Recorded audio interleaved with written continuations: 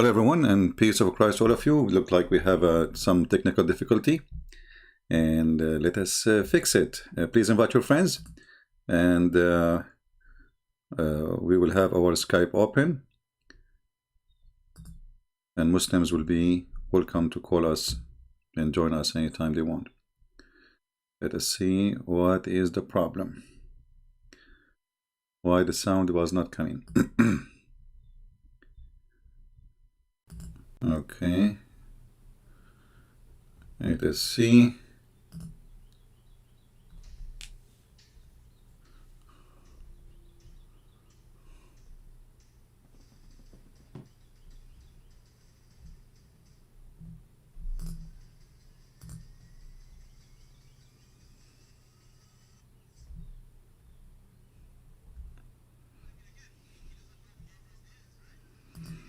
Look like the sound is working now, but we will see what is the problem really exactly.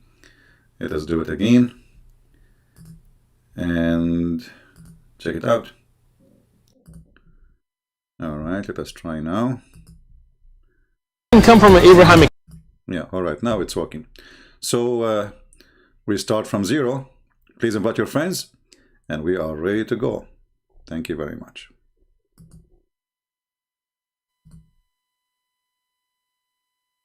What happened?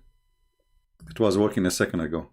I don't know what's happening really with this program. Hold on. We just put it on and it was working. There is something fishy.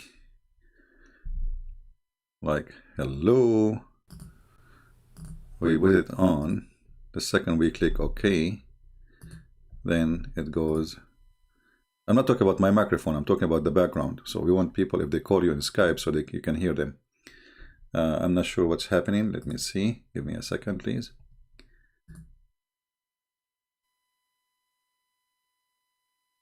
Yeah, something not right. And I don't want to restart my computer now. That will not be good. Let us go to the setting of the computer before we start taking calls. And again, our topic today is about if Allah is God or not, and all Muslims are welcome to share with us.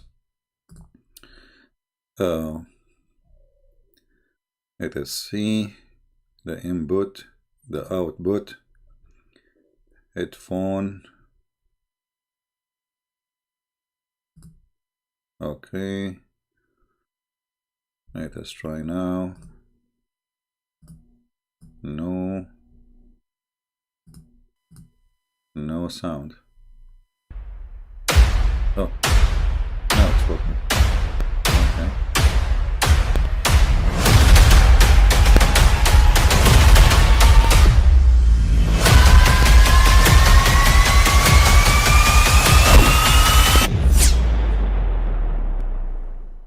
But I mean, again, he doesn't know who Gabriel is, right? Because he didn't come from an Abrahamic faith.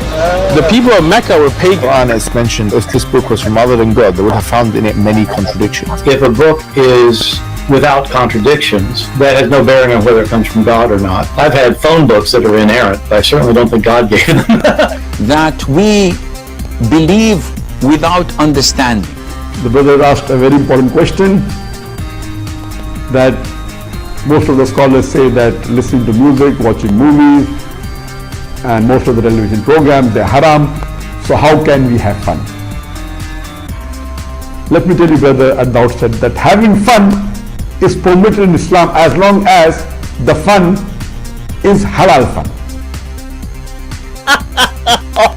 That the standard narrative has holes in it. The Prophet tells us because Satan or the devil sleeps over our nostrils. Those who oversleep and not pray Fajr on time, Satan urinates in their ears. I really do think Jesus was crucified and that he really was dead and buried. He thought that he was a son of God in the sense that he was specially chosen by God. I think Jesus really did think he was going to be the Messiah, the future king of Israel. I mean, that is, after all, why they crucified him.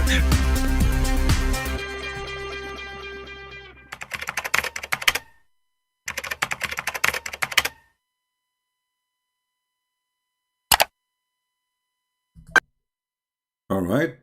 So welcome everybody, and our Skype is open. We will not waste our time.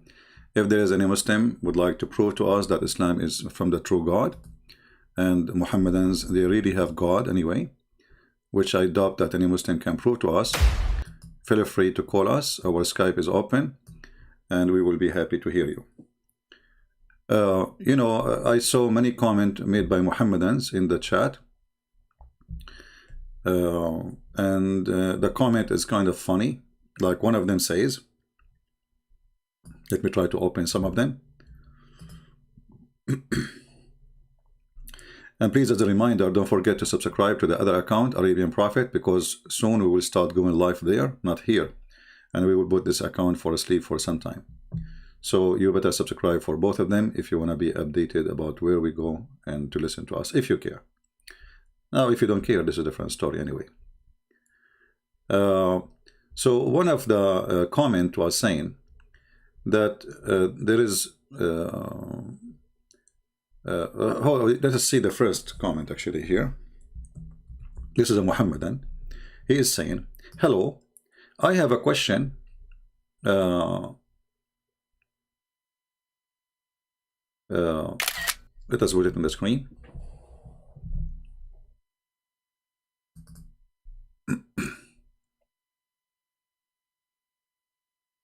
We put this, the comment.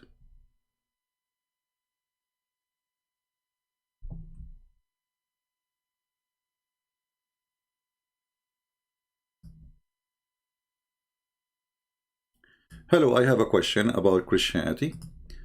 And this Muhammadan saying, since I just learned that John 8 about stoning a woman is not authentic and the properly was added later, do we have any proof Jesus did not want to stoning of people for things like adultery, etc.?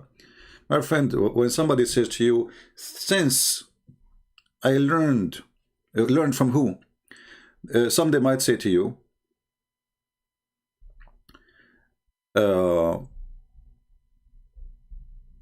we could not find, like in the original manuscript, a manuscript supporting this verse, but doesn't mean it's not exist. And I will explain to you. When people, they copy the Old Testament and the New Testament from books to books to books, because there's no book will live for generations until now, thousands of years. So in the old days, they used to write their books on papers. And remember, those Christians, they were very poor. They are not kings and queens. The first time the Christian, they have a book written in, let us say, in a good method, it was when kings became Christians, not when Christians, the poor ones, they are Christians.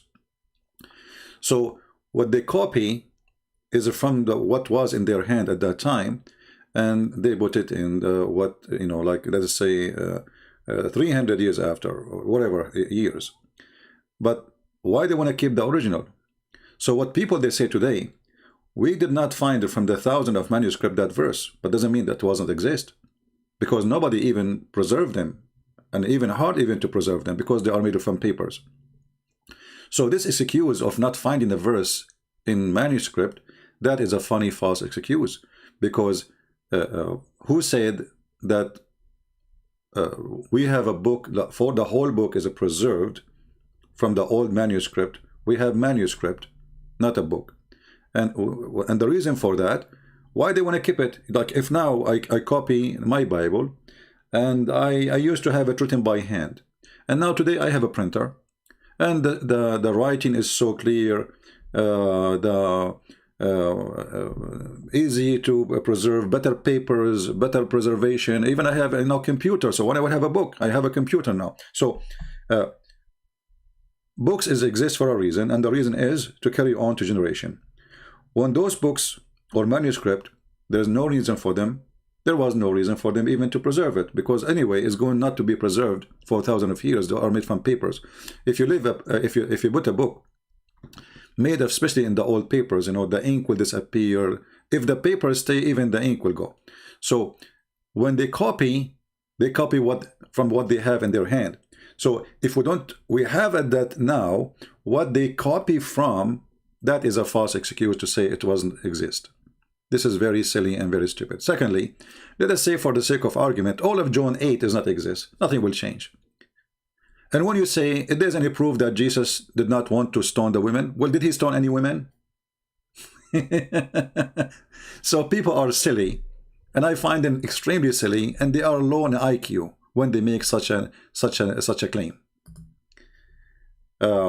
We go to the second comment.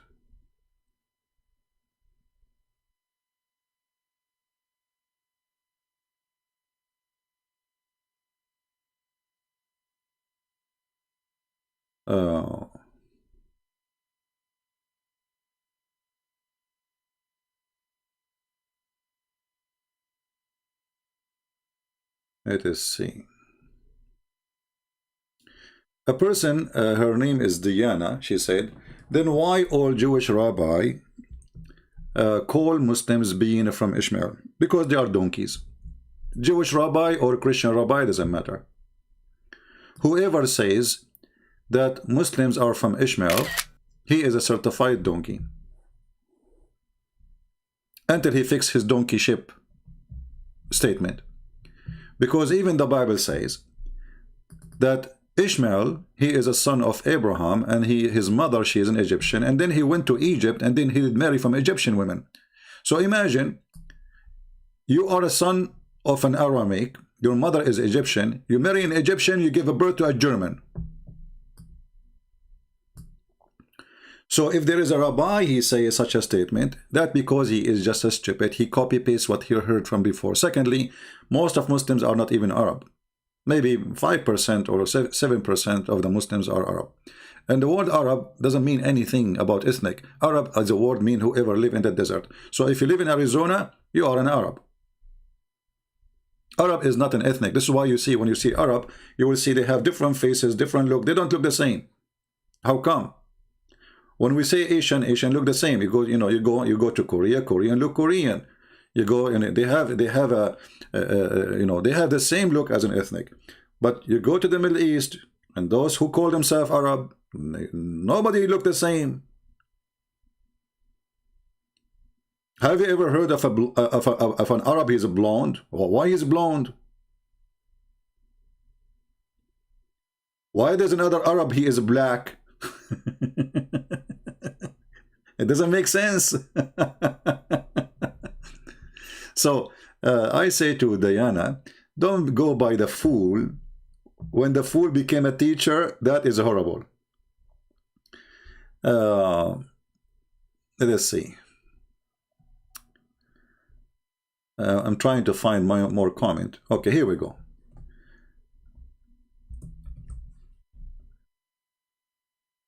The Quran says, this is Mr. Nazarun M.D. Isa. Mr. Nazarun, I invite you to call me, my friend, and we will have a nice conversation together. Look what he said. Quran says very clearly that there is only one God. You know, I like it when Muslims says very clearly. That's the good thing, you know. And Quran, my friend, at the same time, keeps saying we very clearly. So if Allah is one God, and then he keeps saying we very clearly, so he is one we, God.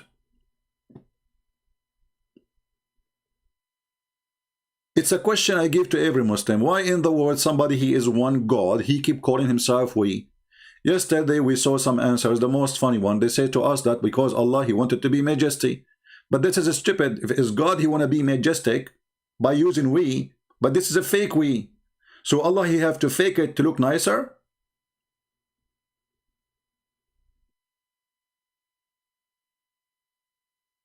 Are we following? So Allah, the real one, God, he don't like himself to be the real one God. He like to be the we God. Gods, because it's more majestic. That's what you are saying to us. And then you say there is no God but Allah. Okay, look how stupid this statement is. There is no God but Allah. But you just said there's no God. So if you are making exception The exception is stupid, because the exception from no God. If there is a God or there is no God.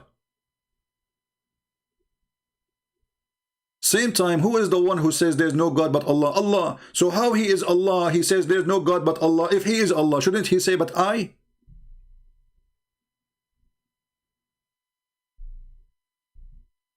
Do your God speak good Arabic? Or he is a guy from India, he came to work in Saudi Arabia, starts saying the word Sadiq. How are you doing, Sadiq? Okay, I'm doing Sadiq, good Sadiq. Sadiq, are you doing good, Sadiq? I'm doing Sadiq, Sadiq. Okay, Sadiq. How Sadiq? I'm Sadiq, you're Sadiq, everybody is Sadiq. Or maybe your God is coming from Turkey. Aman Rabbi Aman. Allah biyakur Ruman. So if this God, he speak good Arabic, then he should not use such a stupid language.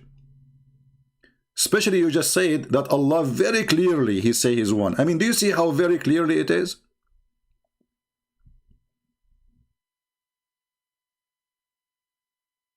All right.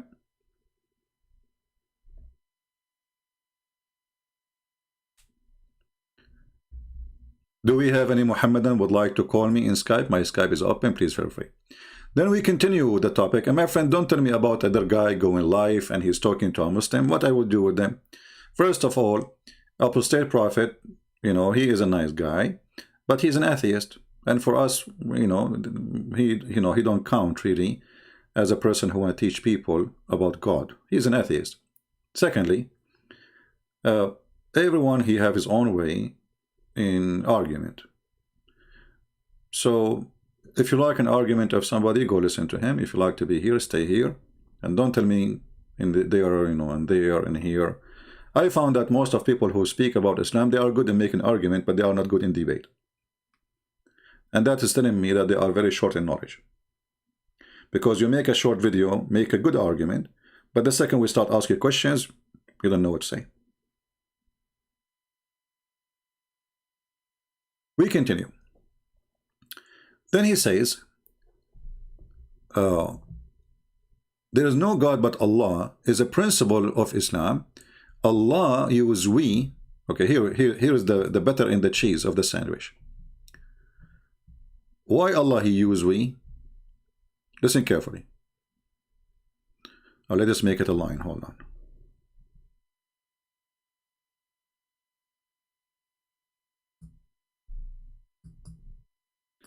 Why Allah he use we? Read carefully, please. Allah use we cause to mention he is third person.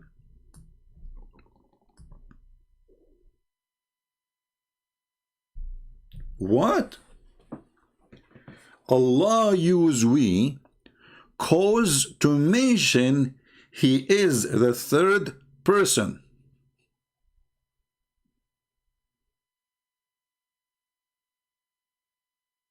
Any Muslim can help us?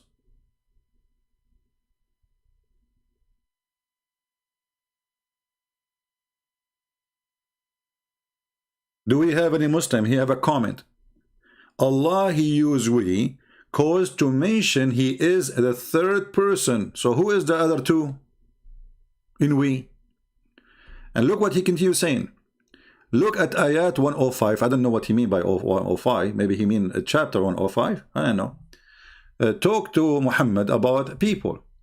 This is referred to the second person. So Muhammad is the second person. So Allah he say we, he mean Muhammad too. Okay. So Allah is the third, Muhammad is the second, and then about the people, and this is referred to the second person, and you refer to Muhammad as the first person. Anyone understand what is that? I mean, who is the second person then? Look at ayat 105. Allah talked to Muhammad about people, and this is referred to the second person. Okay. And you, okay, refer to Muhammad as a first person. So who is the second person now?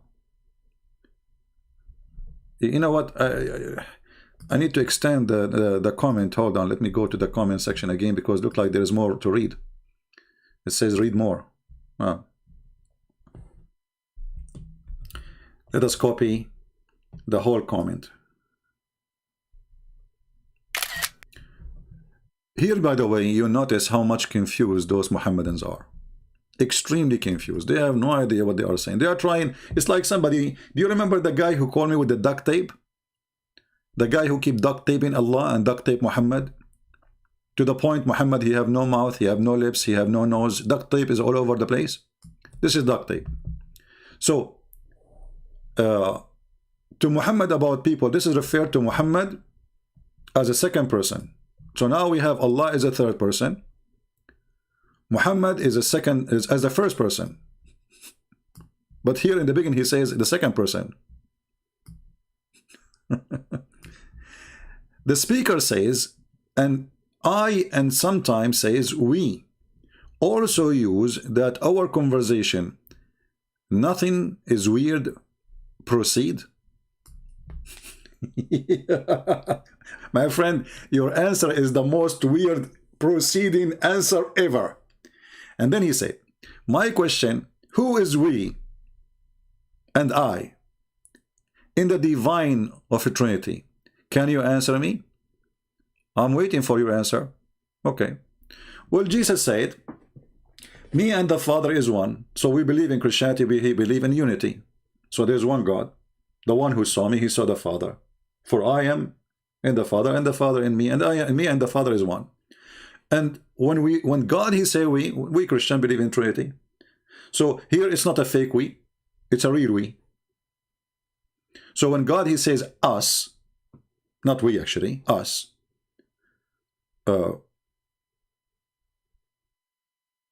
He is talking about God the Father, God the Son, God the Holy Spirit. You Muslims now trying to find a replacement for we, speaking about Allah, speaking as a third person. But why Allah need to speak about the third person if he is the first person? Is Allah weak in knowledge? Is Allah weak in language? Is Allah trying to copy the Arab so he can be respected by the language of the Arab? Is that how God he earned respect? By calling himself we?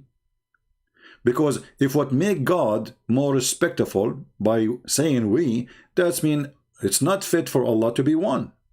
Because as you see, it's not good for Allah to be one. He like to be we, so he can earn some support and some respect and more worshippers. Look like if Allah is one, he is not going to be respected by the Arab.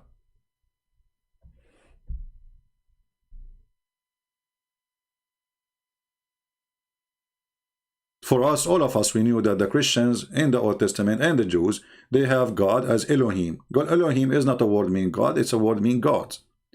But do we believe in gods?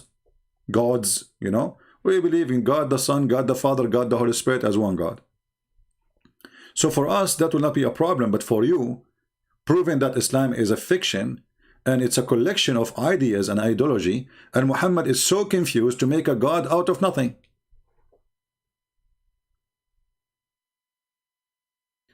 Do we have any Muslim would like to call me in Skype and tell me anything to prove to us that Allah is God? You see, in the beginning and the end, I don't care if Allah is 1 or 2 or 3 is 4. This is actually a very silly idea. You know, when the Muslim they speak about being proud that Allah is one, who care? He is one idiot. We have one like him in the White House.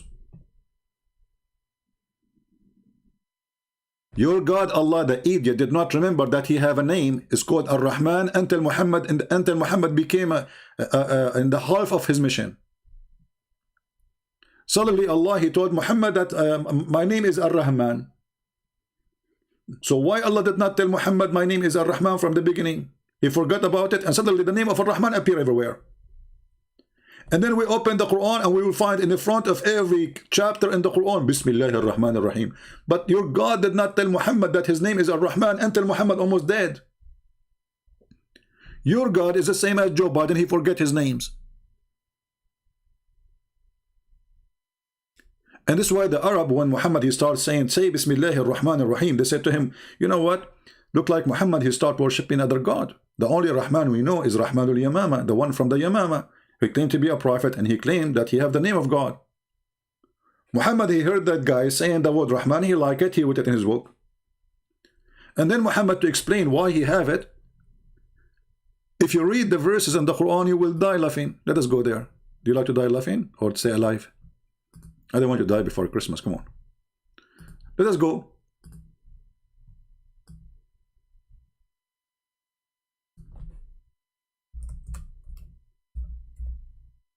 No, we are typing in English again.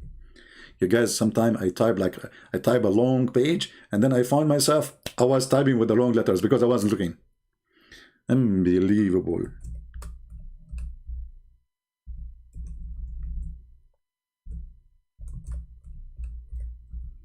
Don't do that. All right.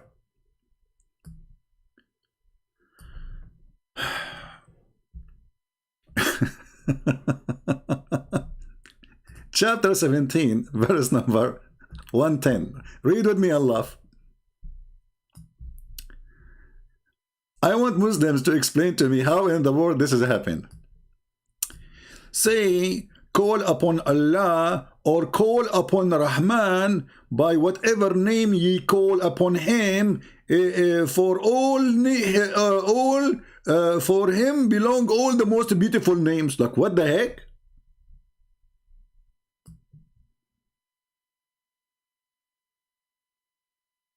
This is how Allah explained how suddenly his name became Rahman. He liked the name. It's a beautiful name, so I decide to take it.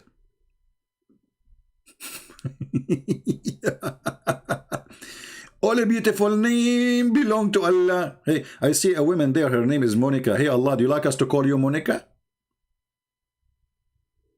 Be honest with me. Do you feel like to be a Monica today?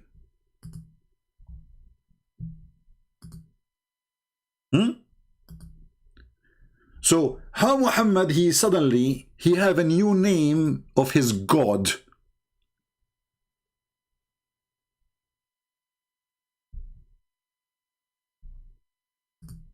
We have a Muslim supposedly trying to call us at the same.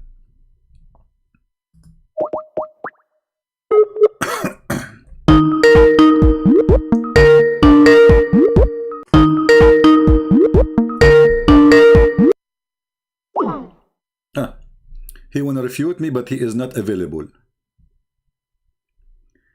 I mean, and the call declined. I mean, this guy, call me CB, I can refute you. We called the guy, it says the call declined. Call me CB, I want to refute you, Mr. Omar. Hey Omar, what happened? Let's call you again.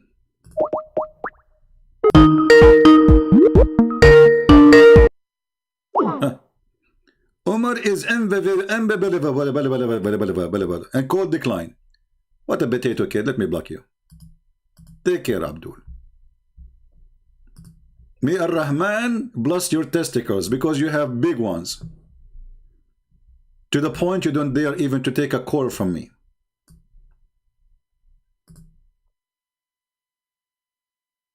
Anyone can tell us how in the world this is happening? This God suddenly he is in love with the word Rahman, and then we go in the Quran, we find in the front of every chapter it says in the name of Allah Ar-Rahman Ar-Rahim. So who is the one who added if the word Rahman first time appear here? That's been all those who they have verses saying in the name of Allah, Bismillah Ar-Rahman Ar-Rahim. This is a fabrication because this is the first time Muhammad he mentioned the name, and he was copying some other people. And as long Allah he like to have beautiful names, shall we let you call you let us go Brandon? It's a beautiful people chanting everywhere.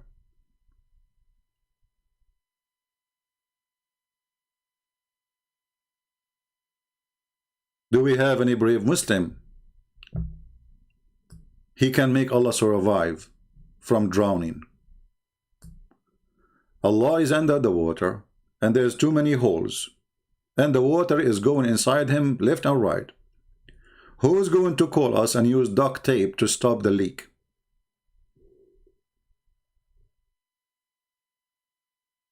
Who is a Muhammadan?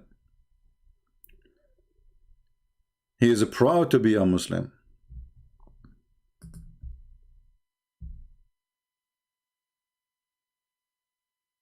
we have a Muslim here is giving us a very good argument. It's good argument for ducks in the ducks words. Just to show you how. This is a Muslim. He could not answer us about anything we say in Islam, so he decided to switch to the Monica mood. Sorry, Monica, I'm using your name. I stuck with it. ABS Dula saying, I like this as ABS. How can you say Mecca is a pagan while Christians stole Easter, Ostara, Christmas, Yule, and All Saints by Samahian? Abdul, in order to say we stole something from somebody, you have to say why, how, and how we stole it. Because the Easter present the new life with Jesus, and the Jewish, they have it before us, and it was about an occasion how God he saved the Jewish people.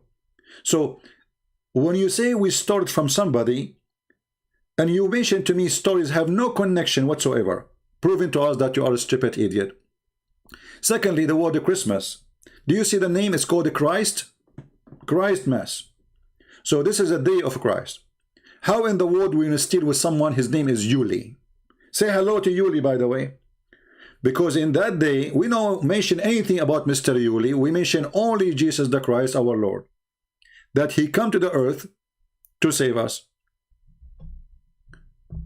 Stupidity is amazing. By the way, don't forget to say hello to Yuli. I miss him. He used to work as a driver for me. How is Yuli doing, by the way? I had not seen him for long.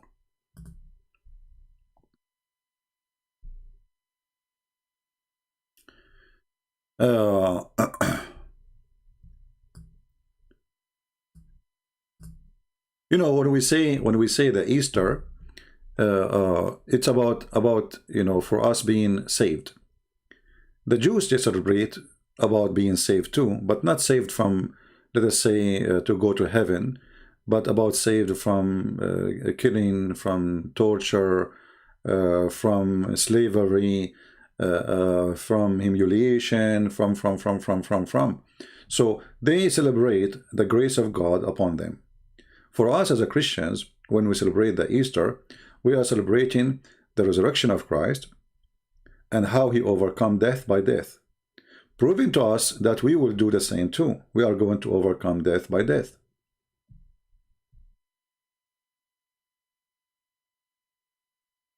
Do we have any Muhammadan? Who is a Muhammadan? Please, people, refrain from using silly words in the chat because YouTube will block your text anyway. So don't use the certain words, Don't be rude, and no need to just, if you want to make a word, even to speak about Muhammad, say it for a reason, to convince somebody, not just to insult. Do we have any Muhammadan would like to show us any proof that Allah is God?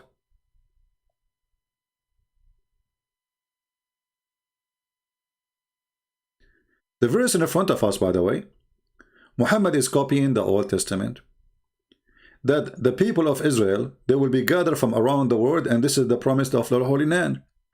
But because Muhammad is a fool, he just debunked all the idea that the Muslim, they should have Jerusalem. Read with me carefully and see how stupid Allah is. And we said, therefore, to the children of Israel, dwell securely in the land of a promise. But when the second of warning come to pass, we gather you together in mingled crowd.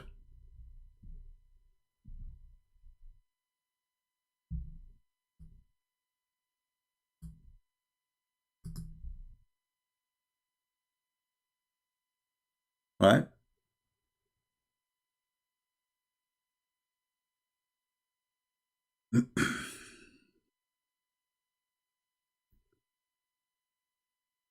Somebody saying the Father Christmas is the same as representation as was used by the Sotomalia. My friend, all of this is a stupid talk. Why? Because celebration is what it's meant. It's not what you think. So when the Christians, they celebrate the birth of Jesus, obviously they are not celebrating anything of what you claim. And you are just being a certified idiot, trying to find an excuse. When we Christians celebrate the Christmas, are we celebrating any of what you are claiming to be pagan? No. We are celebrating one person. His name is Jesus the Christ, our Lord. So stop being foolish and trying to find an excuse. You hate Christmas because Christmas brings happiness and make people see Christ as a joy. Otherwise, I challenge you to tell me how in the world the Christmas is stolen from somebody else when it is a Christmas, it is the day of a Christ and have nothing to do with anyone else. If you want to say to me that the date before, it used to be, as an example, to worship the sun. So what? We replace the pagan God by the true God. So instead of worshiping the sun in that day, we worship the Messiah in every day. So the silly people who have no argument, they come with all kind of stupid argument because they hate Christmas. And we love it. Poor you.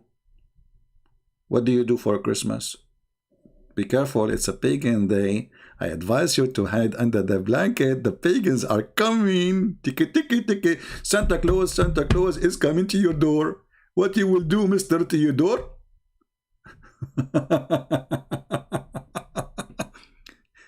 Always remember one thing.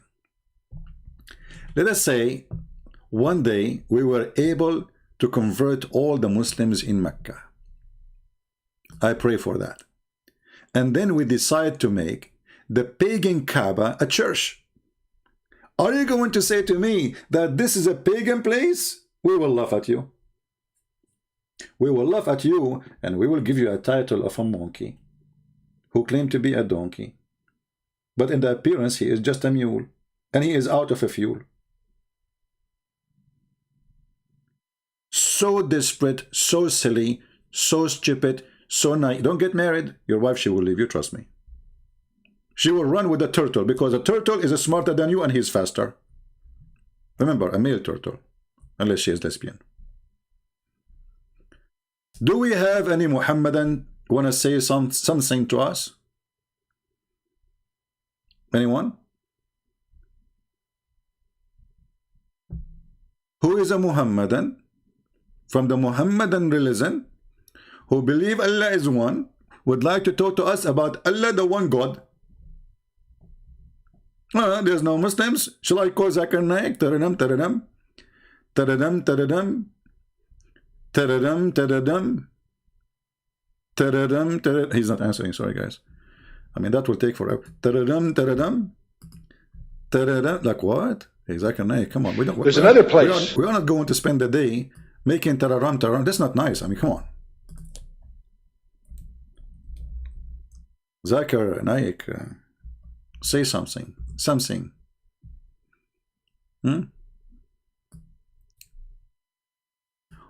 Why don't Muslims follow the teaching of Jesus? I mean, I look at the titles Zakir Naik he have in his videos. You die laughing.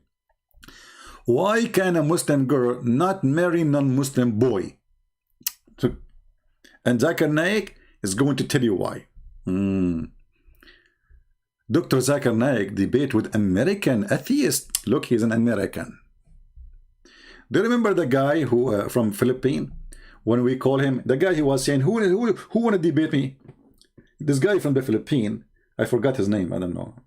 I don't know. I forgot his name. So he keeps saying, who is a Christian want to debate me? Who is a Christian want to debate me? If you know a Christian is willing to debate me, let him contact me. So I said, okay, here we go. We got a fish. So we contacted him in Facebook. I post challenge for him by video in Facebook, in his page. Never answer.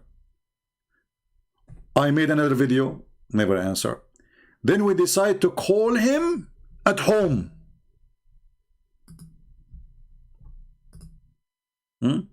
They called him. I don't call people, by the way. One of those who they are watching, he said, let me call him. He lives in the Philippines. Anyone remember his name? I forgot his name. Because we can search for his video. The guy, he said to me, I debated real American. You are not a real American. You have accent.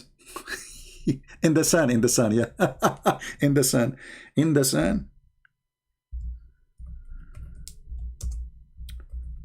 I debated real American. Like, what the heck? So what? So what? A real American. Like, what?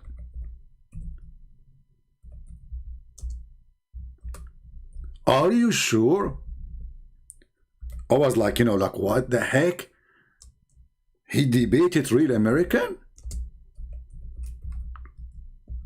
What? Brother, you debated real American? That's deep.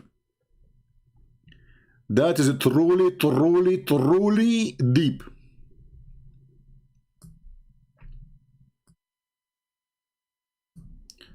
So this guy, he keeps screaming, who is the Christian want to debate me? I challenge all Christians to debate me. Who dare to debate me? Can you debate me? Then Christian Prince, he called him to debate him. Then what he do? You want to hear what he did? Let me play some of it for you. Hello everyone. Oh, this is not the original video. Hold on. Let us see the original video. Where is the original video? Oh, hold on. The seed and the sun.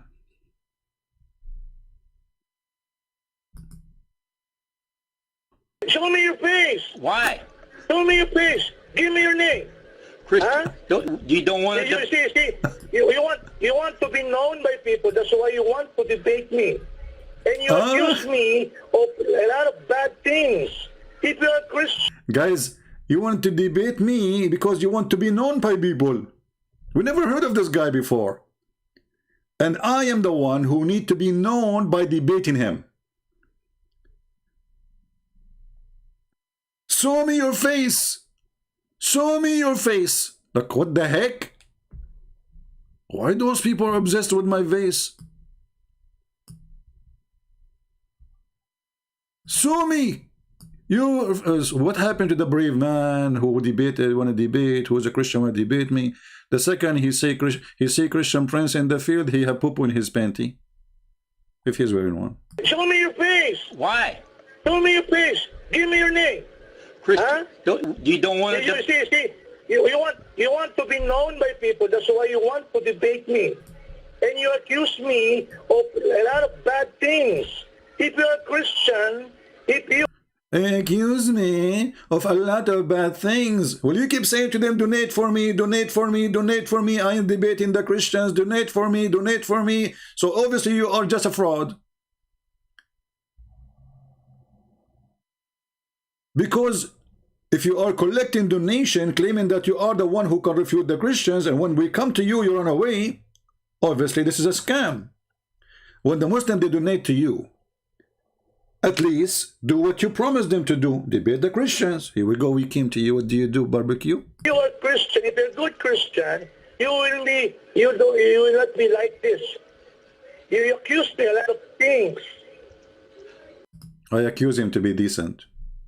He got upset. I said, if you are decent, debate me.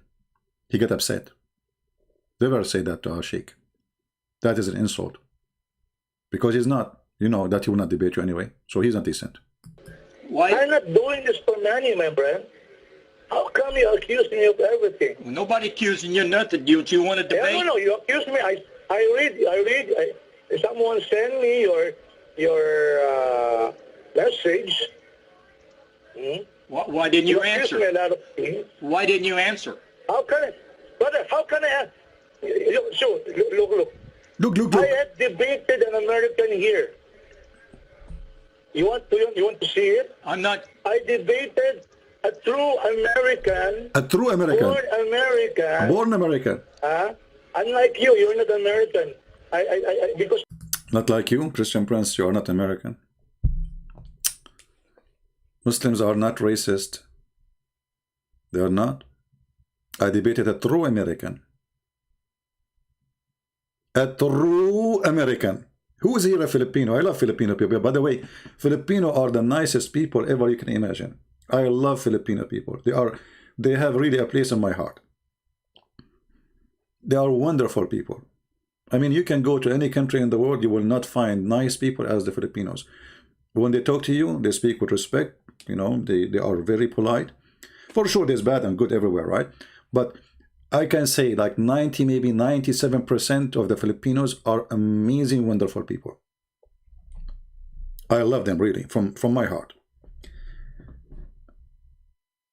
But do the Filipinos deserve this? Frauds? No, this is not my voice. It's a guy who called him. He lived in the Philippines. You know, he called him by phone because he have his phone too. He says, call me like hello. I don't call people. I call them by Skype only. I never call by phone. So a person who is in my program, he called him and he put me in, to speak with him. Right? Where is this? Where is the sheikh? So all of them, they are sheikh. The second they appear in front of Christian prince, they turn to shakuka. Yeah, what he meant by true American, he meant a blonde, green or blue eyes. And those are racist. The Muslims really are racist. They always think highly of the white man. Muhammad, the white man. If you watch videos about describing how white Muhammad is, Muslims in YouTube, they have tons of videos about the descendant of the Prophet. The descendant of the Prophet. All of them, they are redhead people. Let me find you a video. Hold on. This is a very racist cult.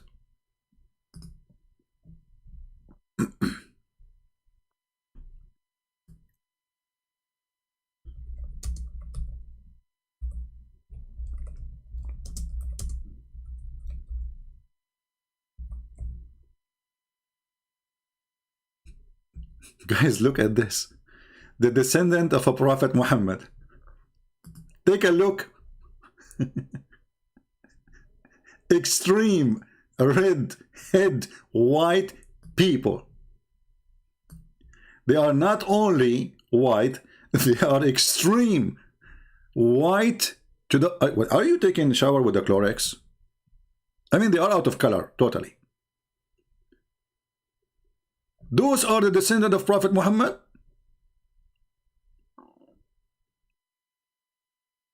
And then if you search for the video description of Prophet Muhammad,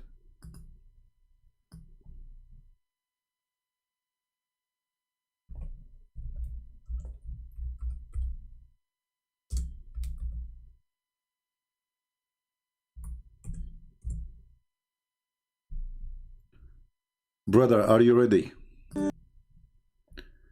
Now you will hear how pretty Prophet Muhammad was. He was the most pretty girl ever you can imagine. He's so pretty. He's so white. You like white? Do you? Don't you? Be honest with me. Looked like I saw a man of striking appearance. Striking. ظاهر الوضاء أبلج الوجه radiant face حسن. He have a radiant face.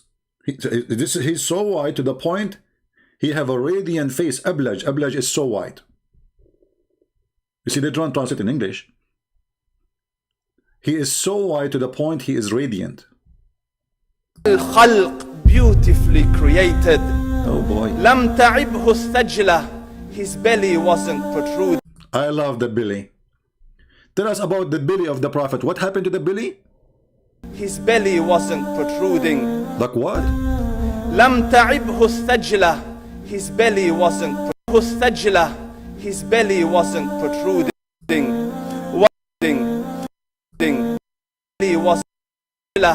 His belly wasn't protruding. Have you ever heard of a religion? They are talking about how sexy the belly of their Prophet.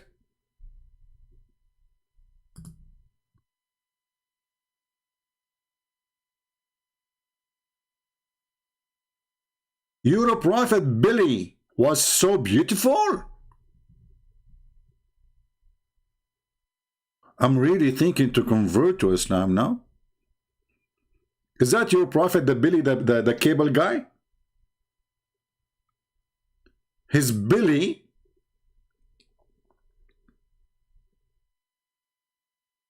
If you watch the whole videos, you will die laughing.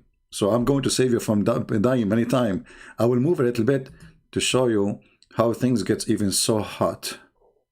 So if you are like from San Francisco or something, I advise you not to watch this because you will get so excited. All right, be careful. You know, I mean, just warning, disclaimer.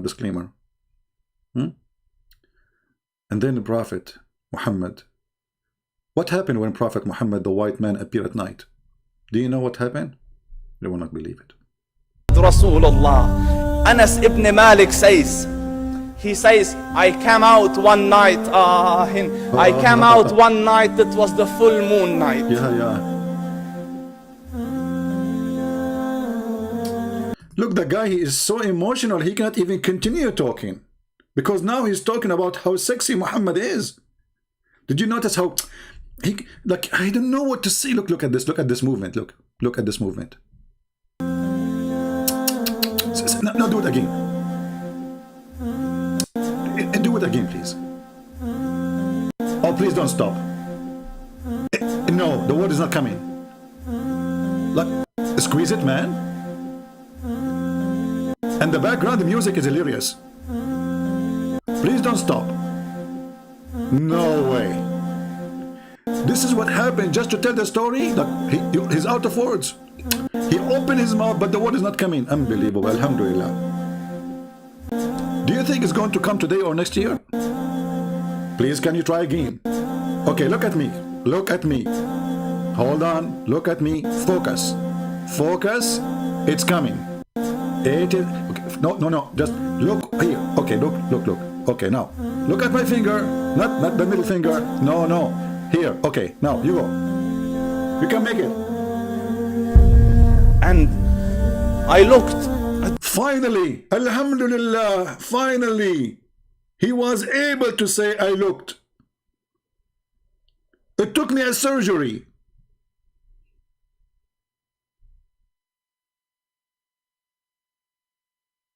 I mean, do you see how difficult to describe the Prophet of Allah because he is so pretty?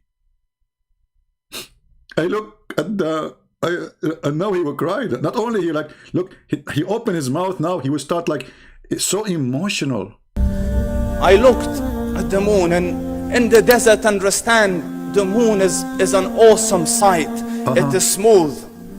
It is radiant. It is clear. It is gentle compared to the scorching sun at which they are used to. So the moon was the epitome of beauty. So now we will compare the epitome of a beauty with the most beauty person in the world, Prophet of Allah. So he says, I came out at a full moon night and I looked at the...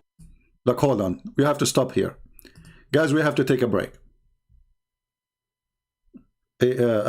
What is the video of commercial break? I need to find it so we can play it. Commercial break. I mean, we should make a commercial break about if you like to be beautiful with makeup. Like, what? Commercial break.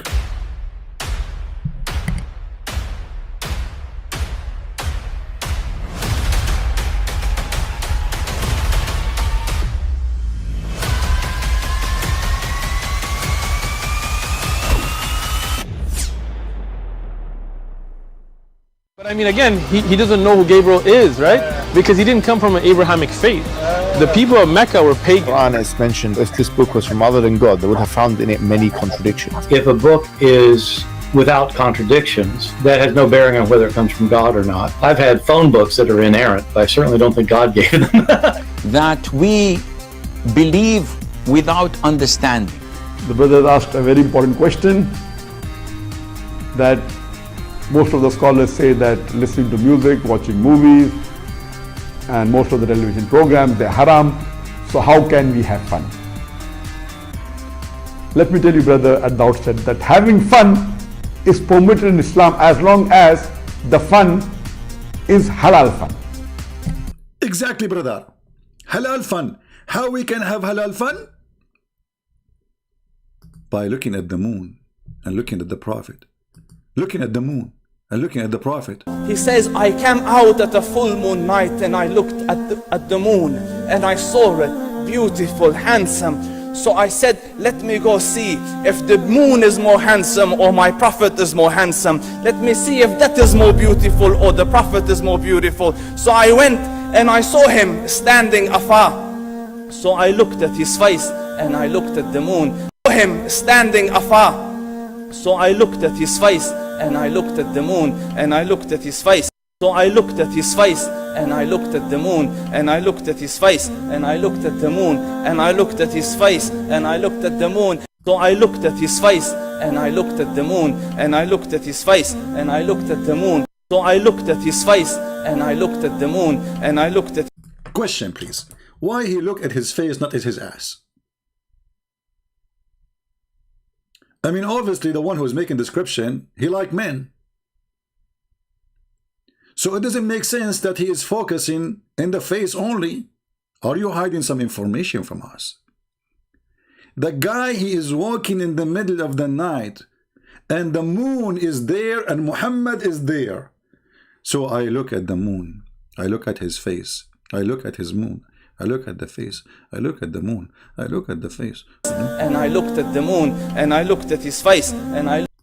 So I looked at his face. So I looked at his face. So I looked at his... Hold on, I'm trying to say where you are looking right now. It doesn't look like you are looking at the face because you were looking down. I got you busted. Muslims look at his eyes. If he was looking at the face of Muhammad, why is looking down? It's a clear evidence he was looking at something, saying something else. Not the more face. Beautiful or the Prophet is more beautiful. So I went... The Prophet is more beautiful for sure. Are you kidding me? This is how stupid this cult is. They worship a man and they talk about how beautiful he is. And by the way, all this description, who guarantee that all description is true? I mean, all of those things is made up 300 years after Muhammad died. I look at his face, I look at his hands, I look at his face, I look at his arms, I look at his face, I look at his belly. And I saw him standing afar. So I looked at... How he's so far and he was able to look at his face in the middle of the night. But man, the Prophet was so shining on radiation. Nuclear. Nuclear. As you see, this is a very pagan religion. They worship a man, they replace God by a man, his name is Muhammad. Actually, the name Muhammad means the praised one. So the purpose of Islam to exist, to replace worshipping the true God and to worship a man, his name is Muhammad, which is not a true name, his real name is Qatham. So he changed his name for the sake of being God in earth. He is Satan, he is Lucifer, the devil. And to prove that everything Muhammad did was an act of Lucifer. From child assault, raping children, raping women, even taking his own son wife, even making verses in the Quran that any woman she can give herself to the Prophet so he can F her. To the point even he gave himself a privilege, and that was all a privilege for Muhammad only, that if his eyes fall into a woman, her husband must divorce her so the Prophet can F her. Is that an act of a prophet or an act of Lucifer?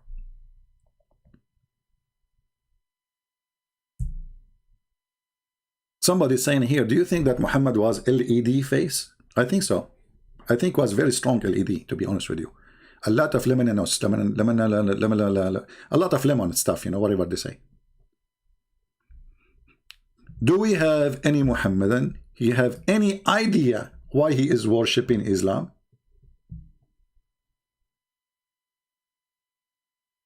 Aka Muhammad? Any Muhammadan?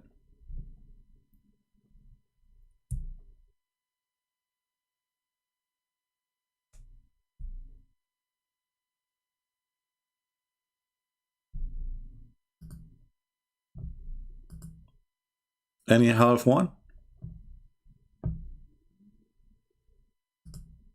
What happened to the proud Muhammadan? Are you Muhammadan afraid that if you call me you will leave your religion? Prove me wrong. that you are not afraid from such a thing? Call us. And you can look at the moon and look at the Prophet at the same time. Nobody will stop you.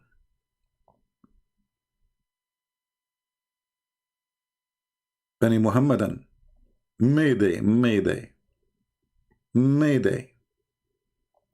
So, from a guy who want to debate a Christian prince, he debate real American, to a guy speaking about the belly of the Prophet and his belly bomb, by the way. I mean, they have a lot of description, but the belly bomb of the Prophet was so beautiful, brother. Hey, Muslims, do you have any description about his private part? Come on, be honest with me. I mean, the one who speak about the belly bomb, he go down a little bit. Hello? Hello? I debated real American, true American. You can tell this guy he can crush me in the debate. Why didn't you answer? Why didn't you answer? How can I, brother? How can I? Look. I had debated an American here. Oh wait. You want to see it? I'm not. Yeah? I debated a true American, born American. Unlike you, you're not American. Because you have an accent. Well, okay? why don't you want to debate Christian Prince? I will debate you. My condition is I want to see your ugly face first. I want to see your name. Look at this. He want to see my ugly face. This guy must be a prophet. How he knew that? Did you hear it, Muslims? How in the world he discovered that I have an ugly face? Obviously, because if I don't have ugly face, I will be able to put in my camera and everybody can see how handsome I am. And then the Muslim, they will speak about my belly bump. He want to see my ugly face. Why you want to see my ugly face?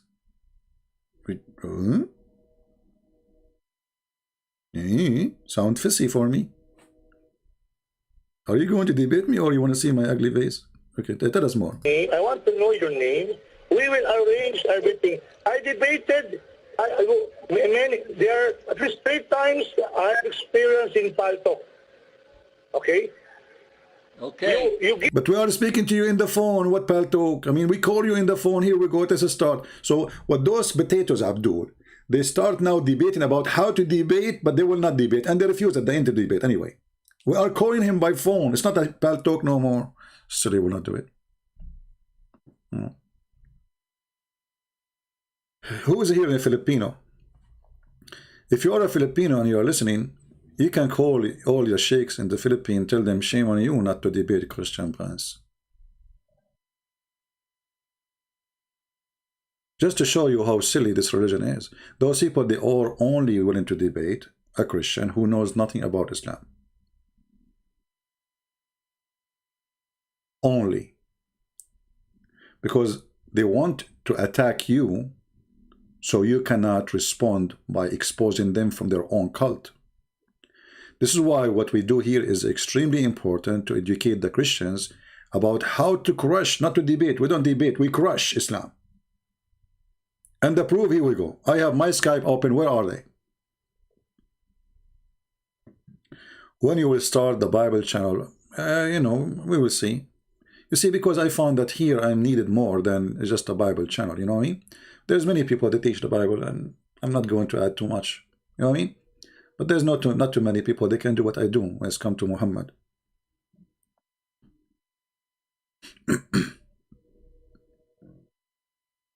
Do we have any Filipinos here?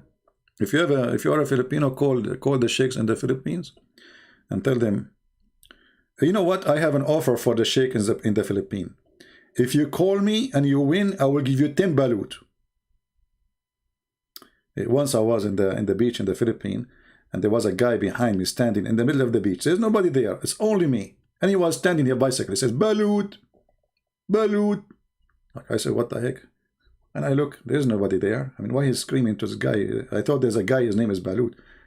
So he's standing just behind me, Balut. Like, what the heck? So I said, hey, listen, there's nobody here. And obviously, Balut, he cannot hear you. He said to me, sir, Balut is a food. Do you want some? So I thought all this time he's calling somebody. His name is Balut, or maybe his dog or something, like Nobody's answering balut, and he's standing just behind me, and there's nobody else in the beach. Balut. So listen, if you debate me and you win, I will give you 10 balut. You know what? 20. You know what? I will make a contract with you to supply you for balut for the rest of your life. Retirement balut plan.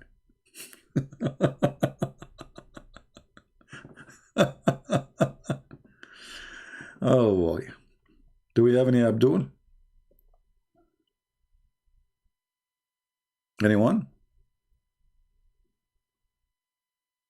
Nobody? Nobody want to have a balut? What the heck? We are out of tricks. We're trying all the tricks. Let us see this guy, if he is decent. Hello? You Muslim women are full of AIDS. Hey, now I wanted to...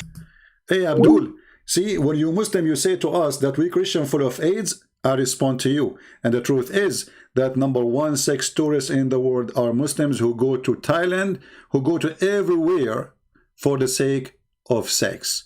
So when you accuse the Christians that our women, they have AIDS, I respond to your stupid statement. Coward, son of Muta. Christian women have AIDS. So who is number one tourist in the world for sex? Muslim men. And what Muslim men they bring with them when they go home? AIDS. And they will give it to who? To Muslim women. So when your sister, she say, Christian Prince, you are single because all women, Christian women, they have AIDS.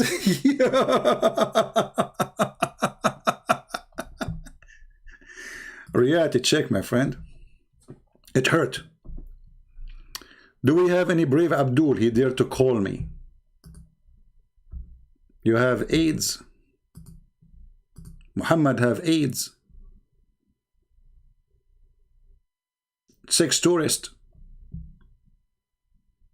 In the month of Ramadan, half of Saudi Arabia goes to do sex tourist business. It is the truth. And what they bring with them home? AIDS. There's no sex tourist in the world can beat the cult of Muhammad. According to Fox News, which is according to Google, Pakistan should not be called Pakistan, should be called Pornistan. Why? Because it is number one country in the world.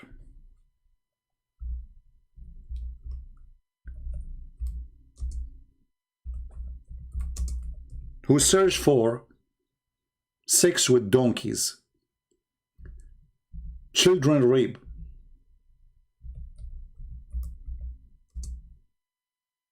Let us show you.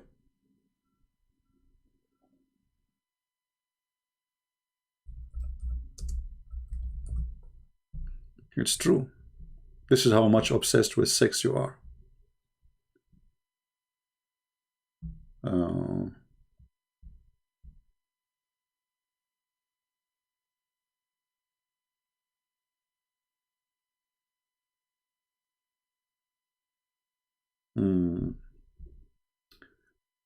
Let us see the news.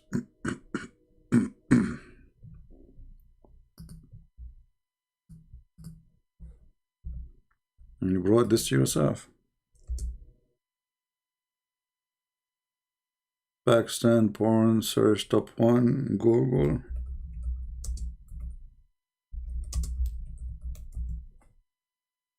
Here we go. Brother, is that true news or fake news, brother?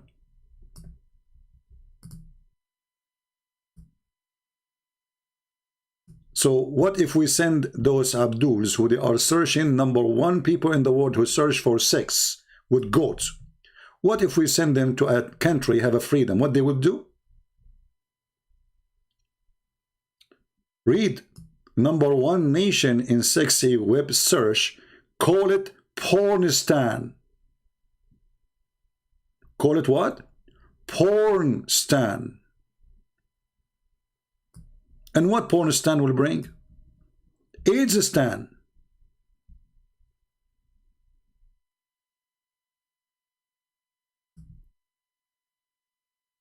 You won't find a strip club in Islamic countries. Most Islamic countries have certain dress code, said Gabriel Said, professor of Islamic studies. So here is the irony. Google ranks Pakistan #1 in the world who search for pornography. And what they search for? I wish they search just for pornography. Top dog per person for horse sex. For what? You search for horse sex, which means having sex with a horse. Donkey sex. Rape pictures. Rape sex. Child sex. You know, Christian Prince is, insulting Muslims. I'm not.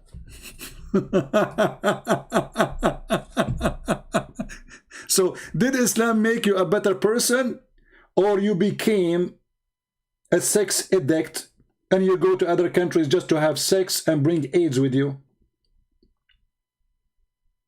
It's the truth. So when you say to Christian Prince, Christian women, they have AIDS, we laugh at your statement and we prove the opposite. Live with it. Followers of the Mut'a Prophet. And by the way, if there's any proof that Muhammad himself did not die from AIDS, let me make it simple for you. Muhammad in the end of his life was really sick for a long time. Very long time. Now, the hadith says that Muhammad, he died because of a poison. Right? This is what the hadith is saying.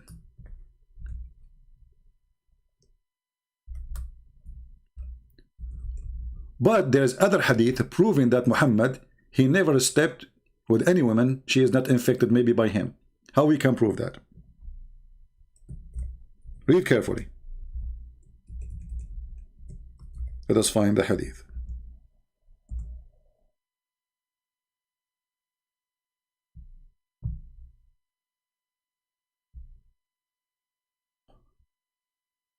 Read carefully.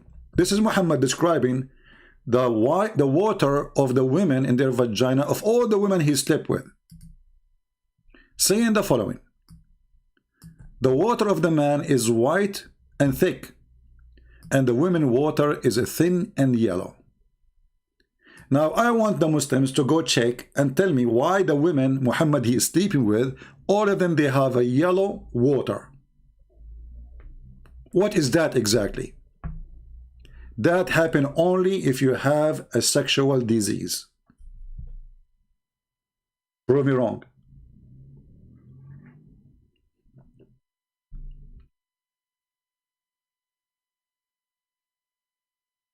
Any Abdul? Why all the women Muhammad he slept with? As you see, Muhammad he is giving definition for women water. So he never saw a woman water, she don't have a yellow water. Where in her vagina? We're not talking about water of you spitting, or this is a water he see in the vagina. Isn't it, this is a sexual infection? You can go right now and search for yellow color in your private part as a female. And you will see that this is sexual infection. And if the women she have it, that means Muhammad he have it. Correct, guys? If those women who Muhammad he sleep with, they have it, that means Muhammad he have it. Because simply sexual infection will happen for both. The one who slept with and the other one who is a partner.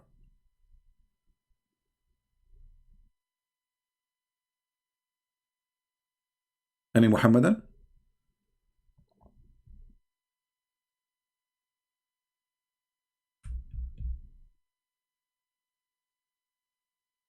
So why you get upset for saying the truth? So you accuse us with things, we got you busted, and you go cry, Christian Prince is saying this, I say that, as a response for your stupid assault in Christian women. And look at you, here we go, you're a prophet, all his wives, they have either STD, or whatever STD, AIDS, I don't know. What they have. And obviously Muhammad, you have it too, because he's sleeping with them. And look how smart the prophet is. And Muhammad, he continues saying, Muhammad is a person, he can't stop making poo-poo from his mouth. And then when he say, the water of the man is thick and white, and the women water is thin and yellow, whichever of them comes first, the child will resemble the parents. Isn't it, this is so deep?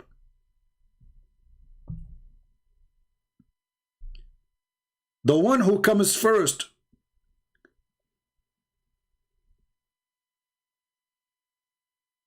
he decide how the baby look like, boy or a girl. That's so deep. Hey Muslims, why you don't make a video about this? As I know that all Muslim women, they never come first, because they never come, and we can prove it. Let us go to the hadith. Do Muslim women even have a cum?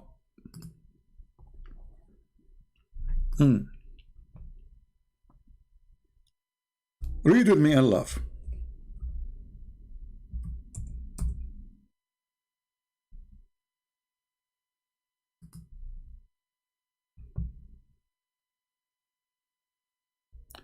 This is the wife of Muhammad herself.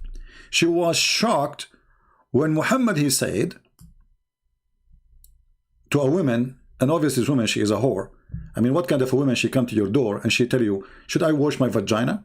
I was touching it. Like, what the heck? Read carefully. Salama said, Salama is the wife of Muhammad, said, Salim, this is another whore, said, Allah Messenger, Allah does not refrain from saying the truth. Okay, the truth now about what? About vagina. Is it obligatory for a woman to take a bath after she get a nocturnal discharge? That's deep. She said that? Nocturnal discharge? No.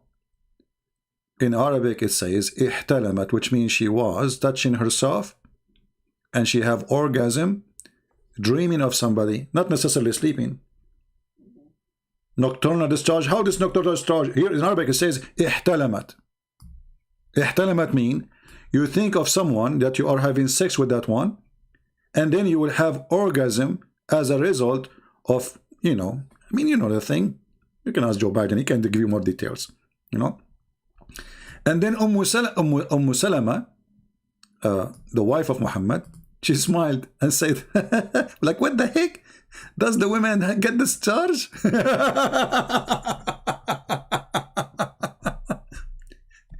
This is the wife of Muhammad. She never had discharge. Looked like the belly of Muhammad did not make her excited. Hey Muslims, why the wife of Muhammad never had discharge? Was Muhammad doing it right in the bed? She never. And she is the wife of Muhammad.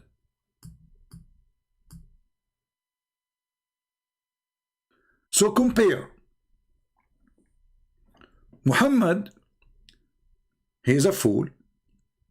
He don't understand that this charge of a woman is not a sperm. He think it's a sperm. So the man have a sperm, it's white and thick. The women have a sperm, it is thin and yellow. The wife of Muhammad, she never have this charge, and this is why Muhammad, he think they don't have babies. And whoever of them comes first, the child will resemble the parent, which means the one who comes first.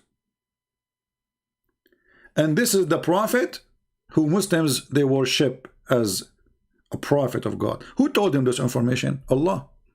How come this information is stupid? Anyone?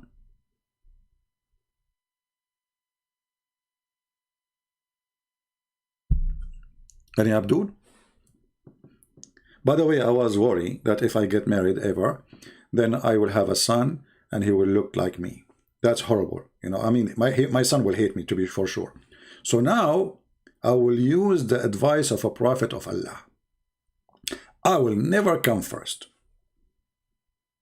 I will more condescend with my wife. He says, you come first. She said, no, you come first. I said, no, you come first. No, you come first. You know, Middle Eastern, they have a tradition. Like you go to a house of somebody, or two Middle Eastern men, they want to enter a door of a hotel. They will spend 2 hours saying, no, no, you go first. No, no, no, no, no, you go first. I swear by Allah, you go first. Brother, don't swear, you go first. I'm telling you, you have to go first. No, no, no, no, no, no, you have to go first. And there's 20 people waiting for them to finally get in. And they do that in the bus, they do that in the taxi, they do that in the... No, no, no, no, no, you have to get in first. A'udhu billah, you have to come in first. So, are you going to do that with your wife? Hey, my wife, you come first. No, honey, you come first. You idiot. If I come first, the baby will look like me. Do you want your son to look like me? Honey, I love you. I don't care. You look like you or not. Still, I love him. Like, don't be stupid. Don't be stupid. Don't. You have to come first. Honey, I'm not going to do it. You come first. I swear by Allah, you come first. This, you know what? You and me, we come together. That will make the son is half ugly, half good looking. Hey, Muhammad, what if they come together in the same time? What will happen then?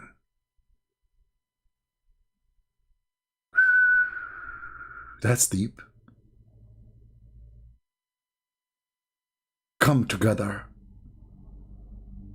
He will be, look, in the other hadith it says, فَقَدْ أَذْكَرْ, which means become a boy. So if we come together, he will be a transgender? What the heck?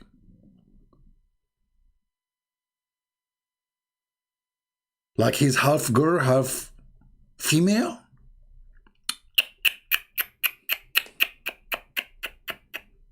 Do we have any Abdul?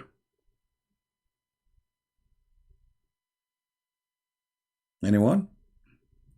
Now you can have an idea why they don't dare to debate me, because they will be crushed literally. Literally, they will be crushed. My Skype is open. If you are a Muslim who have a long beard, I prefer long beard because I want to dry my hands. I mean, we are talking about coming for the last 10 hours. Coming first, coming second, and you know, what a religion. Any Muslim?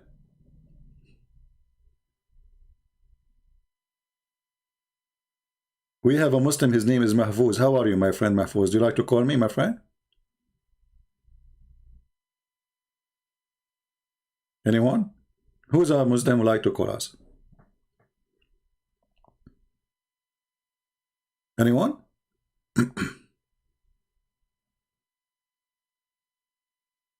And the funny, you know, sometimes Christian, they say to me, I mean, when you speak about Islam, it's so dirty. So what I would do, I mean, okay, what I would do, Islam is dirty. Should I worship before I talk to you about it? This is Islam, what I would do. You make it clean. You find out how to make it clean. Let me know.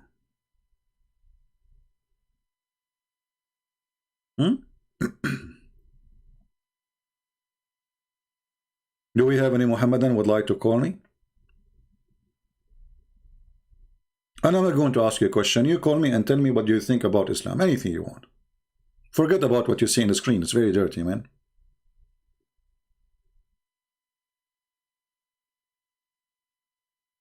Anyone?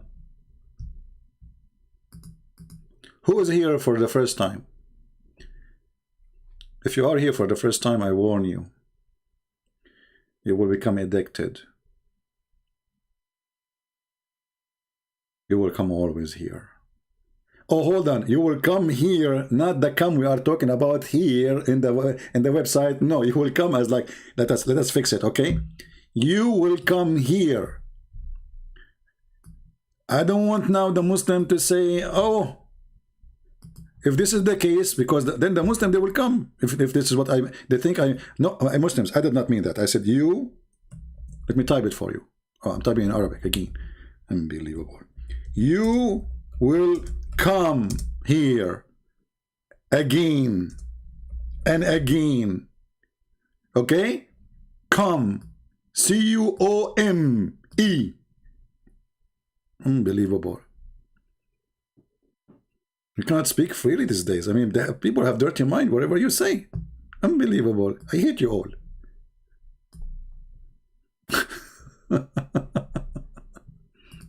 Any Abdul? So if you are here for the first time, you will come again and again and again.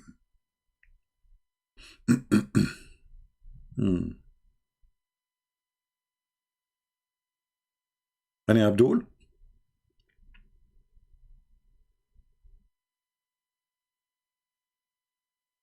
Be honest with me. Be honest with me. How many of you like listening to this guy Christian Apologist who speak very funny English?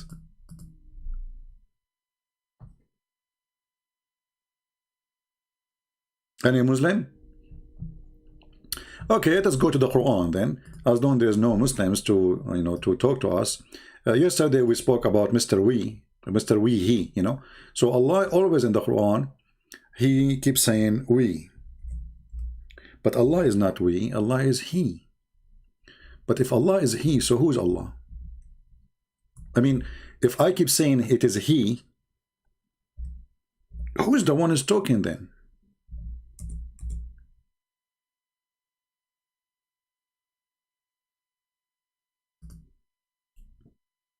Allah is a very logical God. He say, if ye are in doubt in what we have revealed from time to time to our servant. I love it when it says from time to time. What is that? From time to time? Doesn't continue?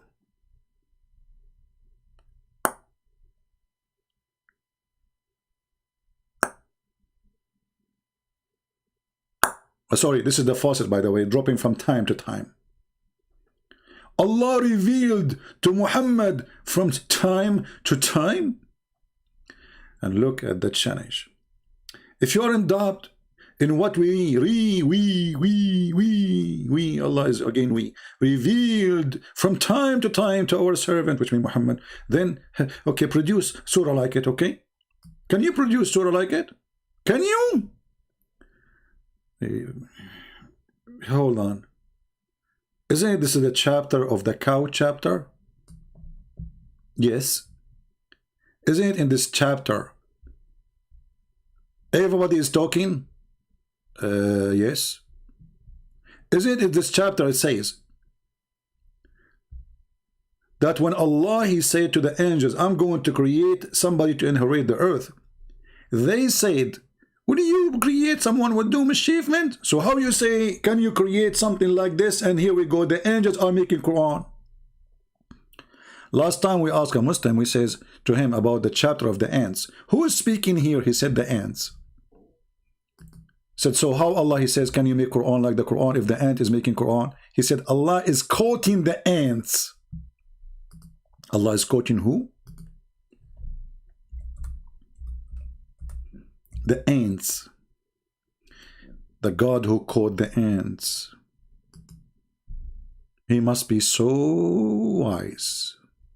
Allah is quoting the ants.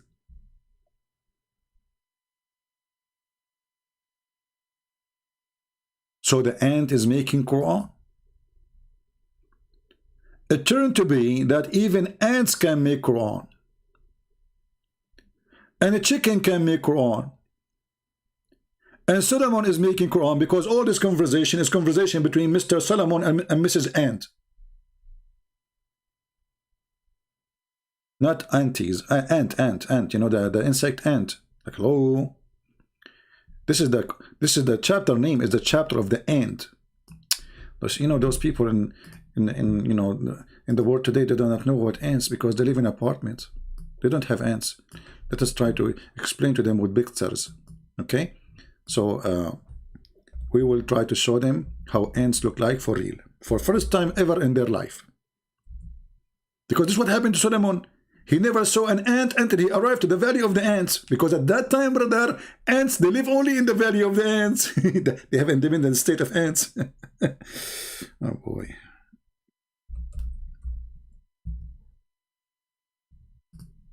Okay, thank God I was able to find an ant. I thought they disappeared. I mean, because they became a rare species, you know, because everybody, you know, there's no ants no more these days, you know. That's it. Okay, let me introduce for you Mrs. Ant. Okay. This website, it used to be have only 3 pictures, and now they are adding stupid things. Let us see. They own this website. Okay, let's see this one. Okay, here we go. We introduce for you Mrs. Ant with a clear picture. And I heard some news that this is exactly the same ant who spoke, and Suleiman, he heard her talking. How I can prove that? Very simple. This is the same ant who ate later the staff of Solomon when he died standing for a year. Look, she is eating the staff of Solomon.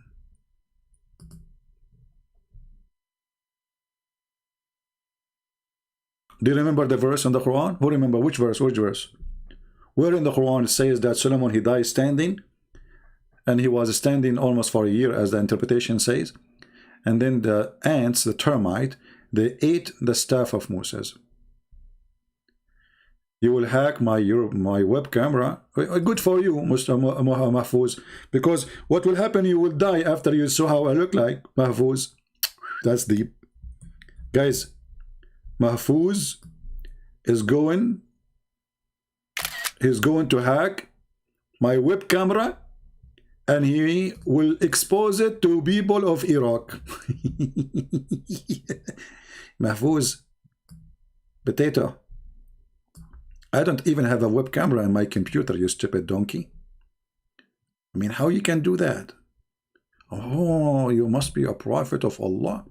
However, Mahfouz, you hack my webcam, you expose my face to Iraq, to Afghanistan, to Pakistan, still your God Allah is quoting an ant. Deal with it. Potato, potato, potato. Get lost, baby. Let your mom talk to me, or your dad. I want an adult. I'm going to hack your web camera, and I'm going to post your pictures of everybody, okay? Do you know what will happen if you do that? You cannot imagine how many Muslim girls will be contacting me. Once I received an email from a Muslim woman, she was really upset. I mean, extremely upset. She said to me, so what if your voice is so sexy? I hate you, I hate you, I hate you. I mean, I was like, what? This is a lot of hate, man. So imagine if you put the voice next to the picture. Oh boy. Mahfouz, don't do that. Mahfouz, come on, for the safety of your sisters. Security, security, Mahfouz. Do we have any Abdul? They want to kill me? Who cares, kill me or not kill me? My books is all over. Actually, if you kill me, my books will be way more published. The one who never heard of it, he's going to hear about it. And especially now, our books is almost in all languages in the world. Almost. Even Chinese, even Russian, Polish. Soon we will publish the Persian copy. Albanian, Indonesian, Malaysian language, and all we give it for free. So Abdul, it's too late. It's too late. However, you can help me.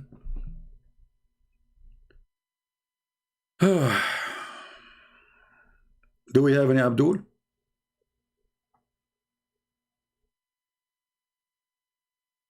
Yeah, and the Muslim, by the way, they have articles about the Quran miracle, because the Quran called this ant a female ant. They say to you, if this is a book not from God, how come the Quran say Namla? Huh? How the Quran say the word Namla, which means a female ant? According to science, brother, the one who give warning and the guard, she is a female. Hey, Abdul, in Arabic, we don't have a male ant. This is the only word we use for both male and female. So good try to lie. Islam without lies dies. In Arabic, this is what we call the insect ant, regardless if it's a boy or a girl. And actually, we don't have a boy ant. Same we call the word nahla, namla, zubaba, females. But doesn't mean we are saying they are females. This is a feminine word, not a feminine gender of the object.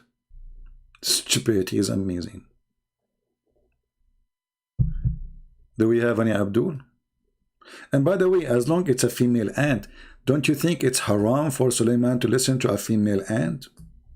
Where is the dignity? Isn't it her voice is aura?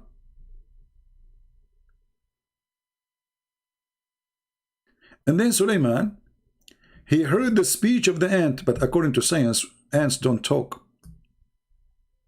They are deaf, they are mute. So how he heard her speech? What speech?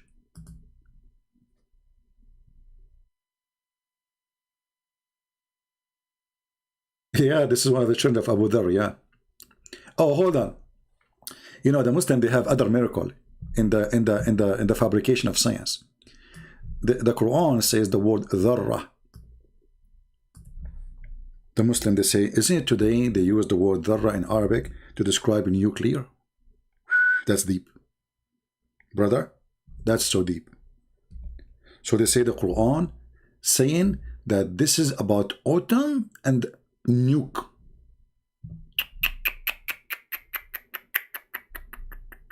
Mean.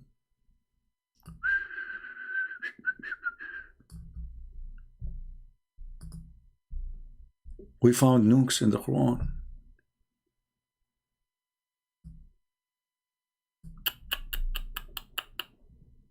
It doesn't appear here. Maybe we should change the translator. Hold on. This is Yusuf Ali. Yusuf Ali, you should make it fit with the Islamic agenda, man. What are you talking about? Verse number 40. Okay. Look at this. Oh, this guy, he is honest in translation. He screwed my topic now. Okay, so how I'm going to prove it now? There's no tool to prove it. So a weight of an atom or a weight of an ant. The word atom does not exist. It's a fabrication. It is a small ant. Today in Arabic, the word dharra is simply for the smallest ant you can see.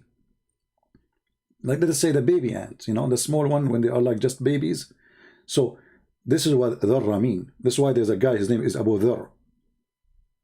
I don't know why they call him that, which means the father of ant. So dharra is an individual name for one ant. Small, tiny ant. Muslims have article saying this is speaking about atom and electric. It is the smallest, brother. But it is about ants. Islam without lies dies. Any Muhammadan?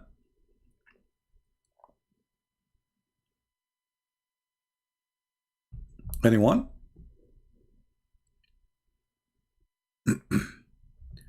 So, you know, I mean, the Quran is a book of true stories, and this God, he must be God.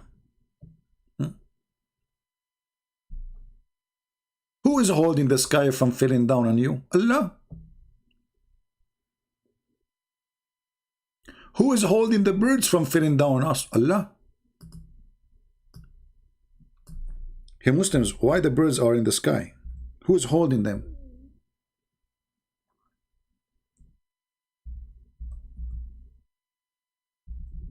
Any Muhammadan can help?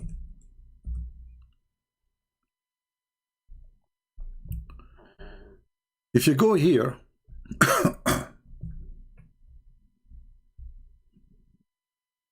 let us see.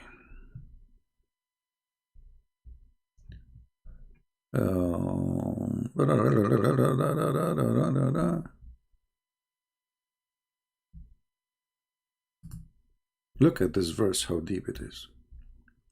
Don't they observe the birds above them, spreading their wings and folding them in? None can uphold them except Allah. Like you just said, they are spreading their wings.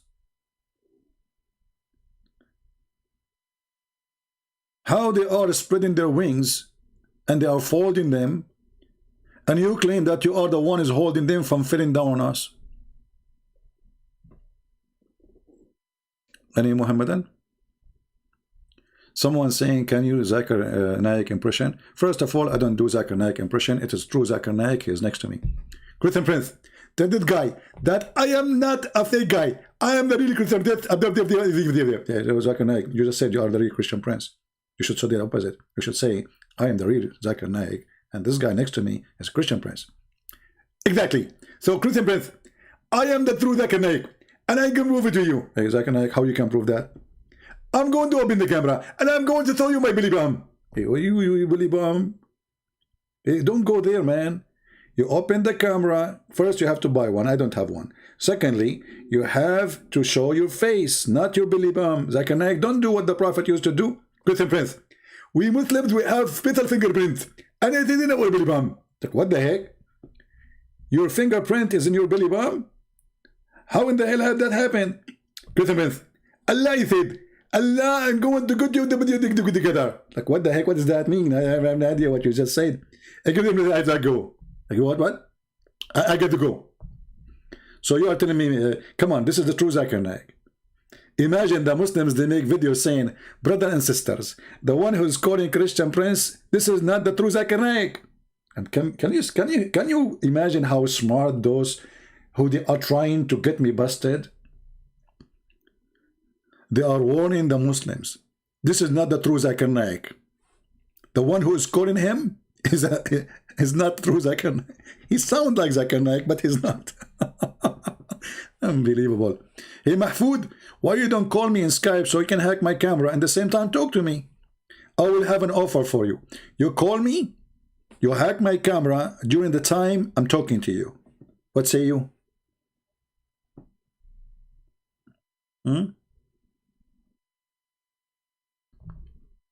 What do you think? I mean, I cannot make it better than this.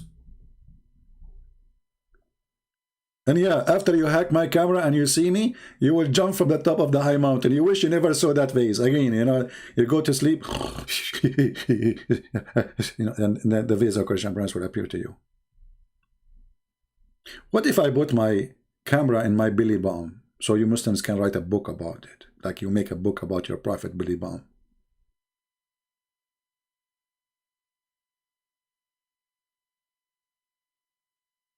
CP is the best of YouTubers. So this is my end now. I am a YouTuber. Is that a job? Is that a YouTuber? What does that mean? YouTuber. Like what the heck? He's the best of YouTuber. Is that a rank? Please take it back.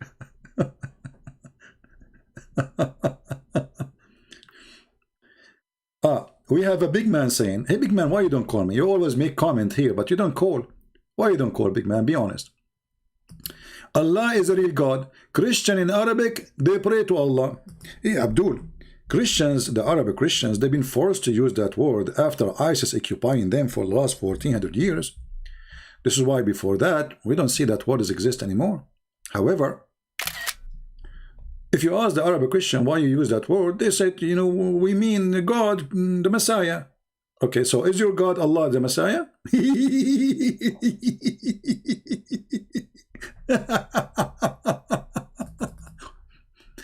No, we don't believe in Allah. And as you see, I'm making fun of Allah. So how we believe in Allah? I am an Arabic Christian. If you don't believe me, I can show you my belly bomb. I have a belly bomb like the Prophet belly bomb. Very complicated. Like there's one knot in the right, and then there's one knot and it'll go to the left. And there's one knot behind it. I have 12 knots. Because we drive the whole world nuts. By the way, is it true that you're a prophet? Somebody, he placed 12 knots of magic on him. And then it took Allah 12 months to take off every knot. I mean, your God is so strong, man. 1 month to open every knot? That is not good.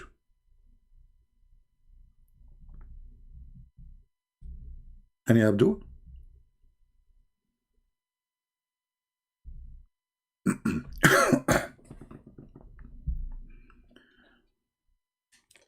Who is a Muslim would like to call us?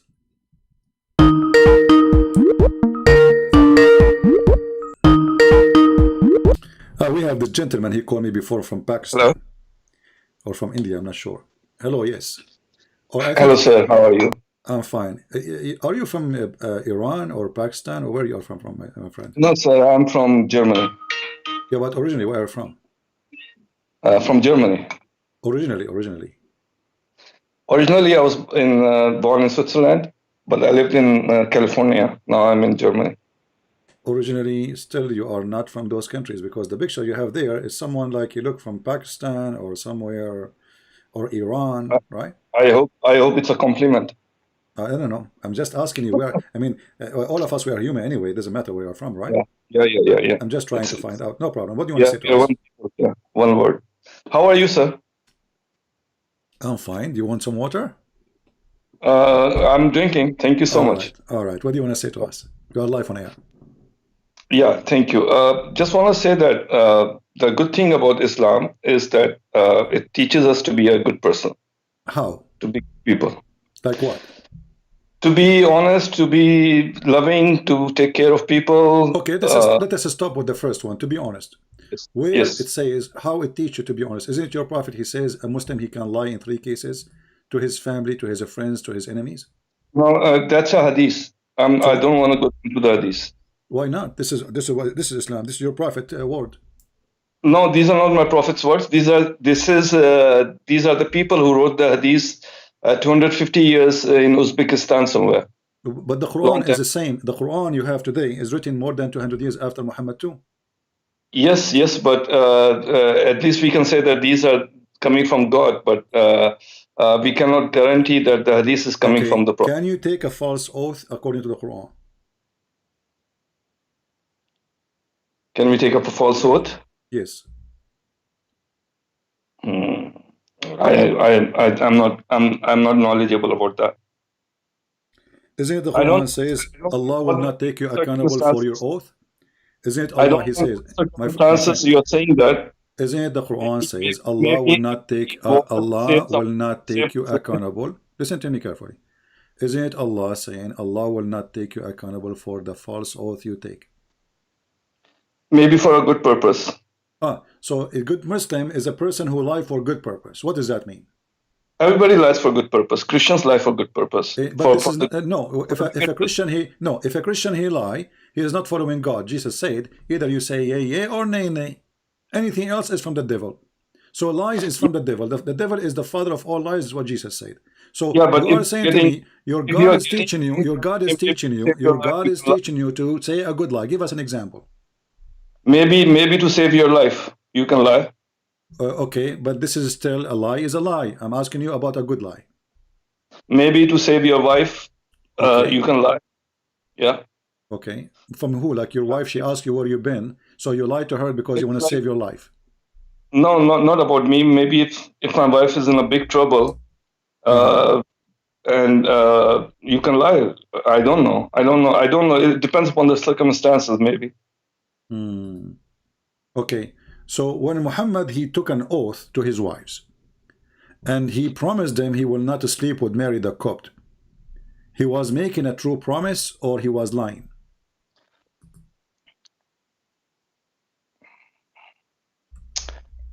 I don't know what you're referring to. But chapter 66. Okay, let's see. Let's review that chapter.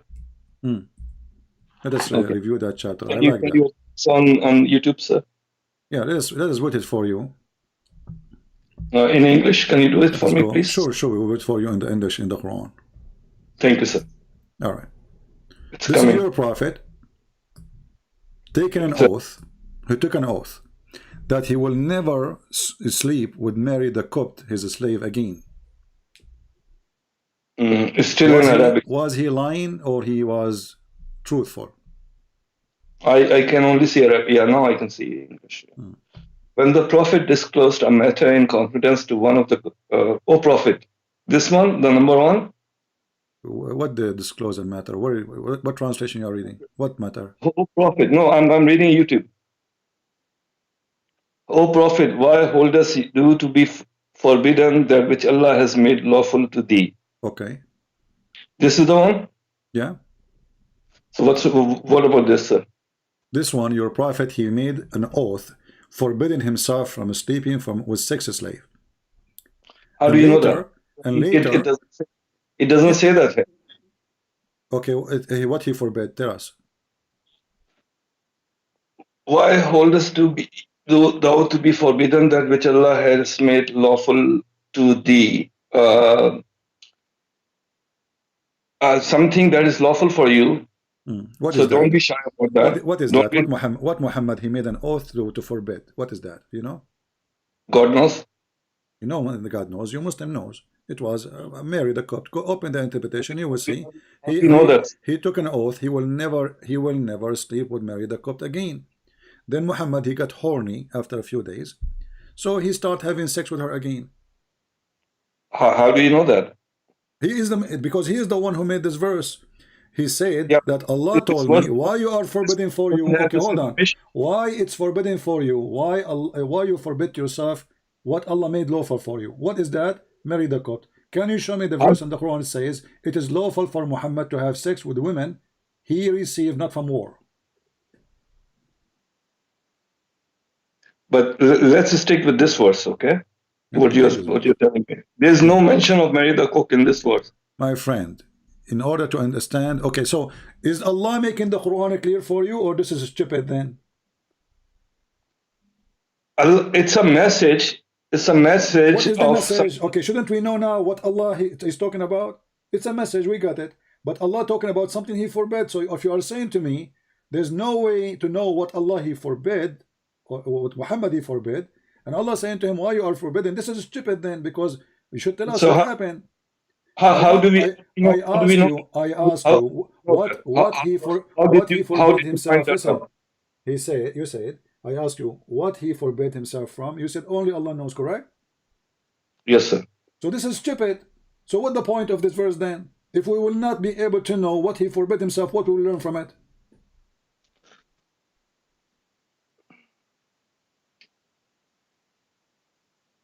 Maybe everything is not about learning. Maybe everything is about knowledge. Okay, what kind of knowledge? Okay, but after reading it, do we have more knowledge now? No, we are more confused, because now we are wondering what he forbid himself from, to the point his God telling him why you forbid yourself from doing that.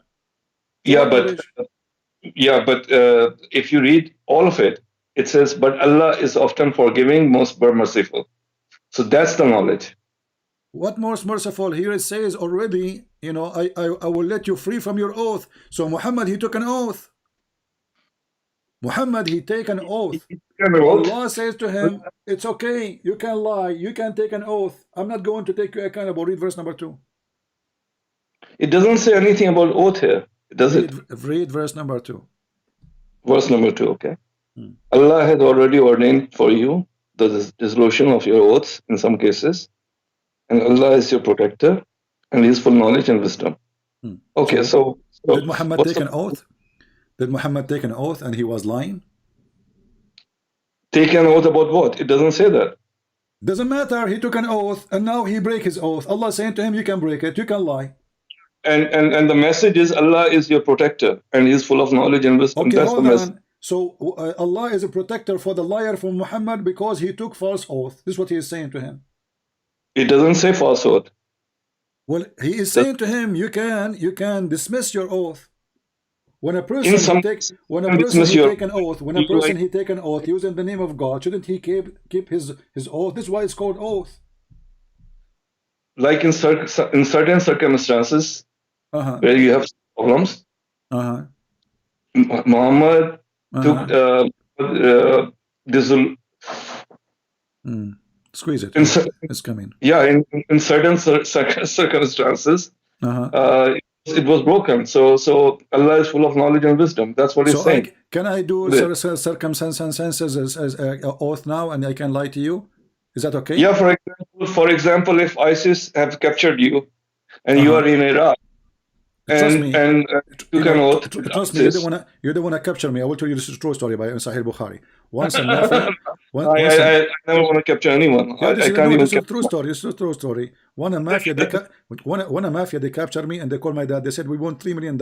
My dad, he said, I will give you $3 million if you keep him there. Don't send him back. So don't capture me because you will be sorry. Now listen. Allah already ordained for you, O men, the disillusions of your oath. But shouldn't Allah say the opposite? You should keep your oath?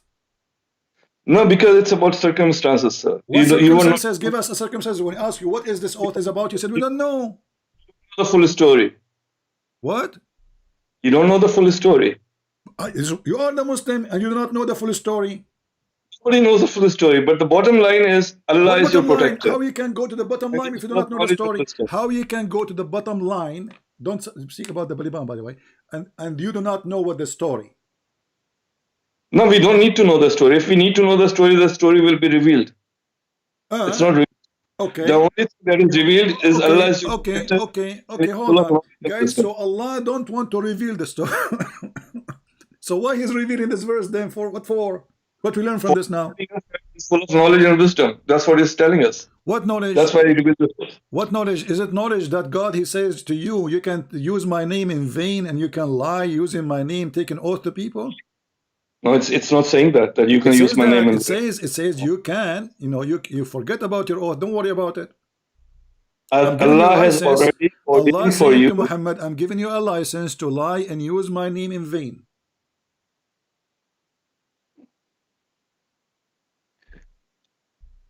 Again, you are assuming that you know the story. I'm not assuming. It is written in the books of tafsir. I'm not assuming. It's you who's assuming that there's no story. So fix what you are saying. It is you who's assuming. I am not assuming. So now we are not assuming because the assume is not there. So if we go to the book of interpretation, we will find in the assuming interpretation that your prophet was having sex with the slave in the house of his wife Hafsa. When the wife Hafsa, she came, and Muhammad, who was not, he did not come first, she said to him, in my house and in my bed, Muhammad. I'm not assuming. It's you who's assuming. And when I say to you the hadith, you say, oh, we don't accept the hadith. So how you learn about Islam then? Okay, let me ask you. You don't accept the hadith, right? So we only listen to the Quran. Okay. So we don't follow the tafsir or the hadith because it's all. I'm going to go with you. As long as you don't follow the Quran, you don't follow the tafsir, you don't follow the hadith. I want you to tell me what is the last name of Muhammad? Bin Abdullah. Where you learned that from?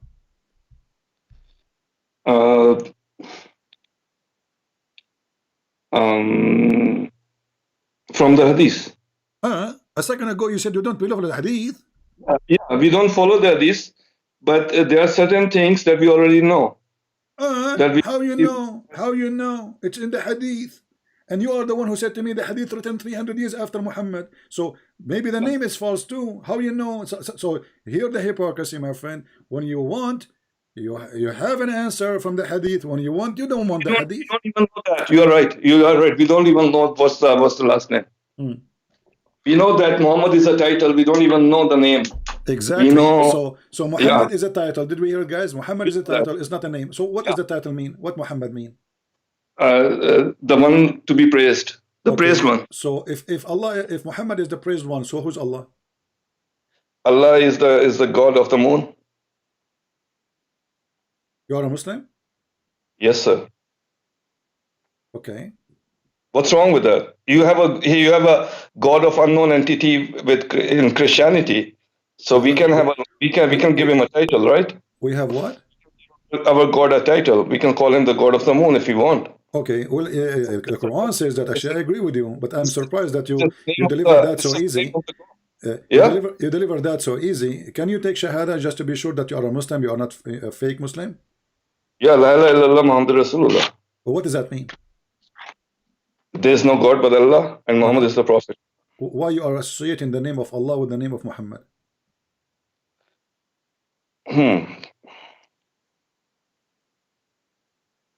Because we are doing that to tell the people this is the religion. Because the religion.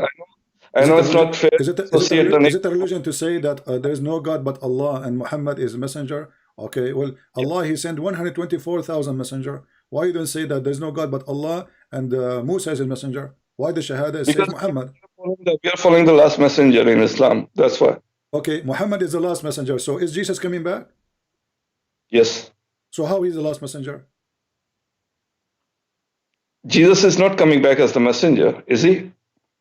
He's coming what? Is he coming back as according messenger? to Islam? According to Islam, he's coming what? As what? He's coming back to help people. He will open charity. Maybe, I don't know, but he's not the last.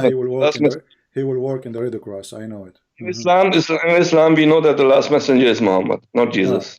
Okay, how come Allah, he sent 124,000 messengers and suddenly he don't want to send more messengers? And remember, Allah is the moon god as we agreed. So why the moon god refrained from sending messengers no more? And where in the Quran it says Muhammad is the last messenger? Because this is the final book. There's no other book after this. Who says so? Which other book is there for Islam? I wrote books about Islam. I have already many books about Islam, but there's no Quran 2. Is there a Quran 2 or Quran 3? Yeah, I was quoting ants. I quote an ant in my book, and this is what the Quran quote ants. What kind of God? He quote ants.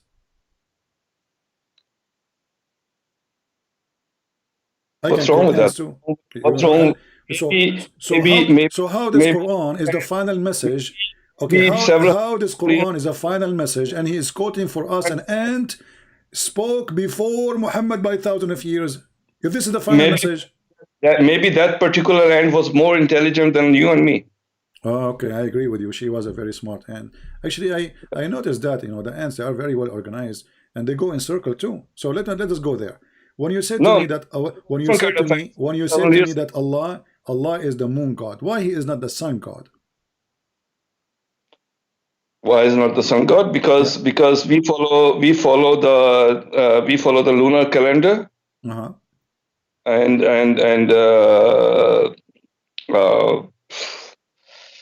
it's not that it doesn't mean that he's the god of the moon. Do you understand that? It's just a title. It's just because moon is bright, and moon there's high tide with the moon. And there's development with the moon, and moon we can see the beauty of the moon. That's why it's a title of Allah. It's Allah. So the moon is pretty. Okay. So let me ask you then: when the people ask Muhammad about why the moon his look change, what is the answer of your God? Do you know? You're referring to hadith again. Yeah, Da'if hadith.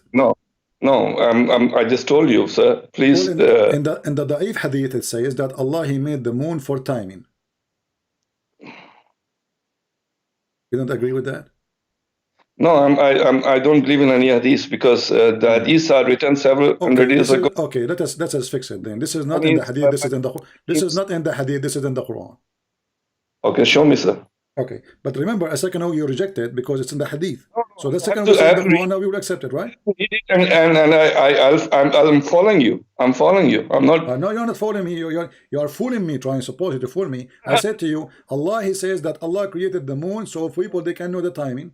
I said to you, I said to you, this is in the hadith. You said I don't accept hadith, and now I'm saying to you, but this is in the Quran. Now what we will do? Do you accept it or not? I accept it. Show me. But how come you're not accepting the hadith then? No, show me the Quran. Okay, chapter 2, the chapter of the cow. I don't know if you're a Hindu. You used to be a Hindu before. Chapter of the Hindu. Chapter of the Hindu, verse 189. Yeah. Yeah. The Hindu chapter, verse 189. So what's wrong with this hadith? What's wrong with this verse? Because this is not the reason that the moon look changed. What does this have to do with the timing? The moon changed the look of it because of the timing? No, that the moon changes and the days change with the moon, and after 15 days the moon disappears. They are asking him. They are asking him concerning al-ahilla. You see, the moon translation says the new moons. Ahilla simply is the crescent moon. How the moon changed the size, because all what they see the shape of the moon is changing. So they are asking him why it's happened like this. Why the shape changed? So he come with the answer saying, oh, because this is how Allah he made timing. Yeah, it changes with different days. The shape of the moon. But the shape of the moon never changed.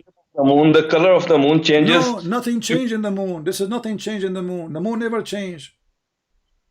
The way we see it, it changes, yeah, from Earth. Okay, but the one is answering is Allah. Do he see it differently? No, he's talking to us. He's talking to us. He's telling us that it changes for your timing. What timing? So it's correct. But the moon timing is the wrong timing. No, because even Eid, you know, the big Eid and the small Eid, both the Eids, we celebrate with the moon every single month. So Allah he is giving false information about the reason for the moon shape change.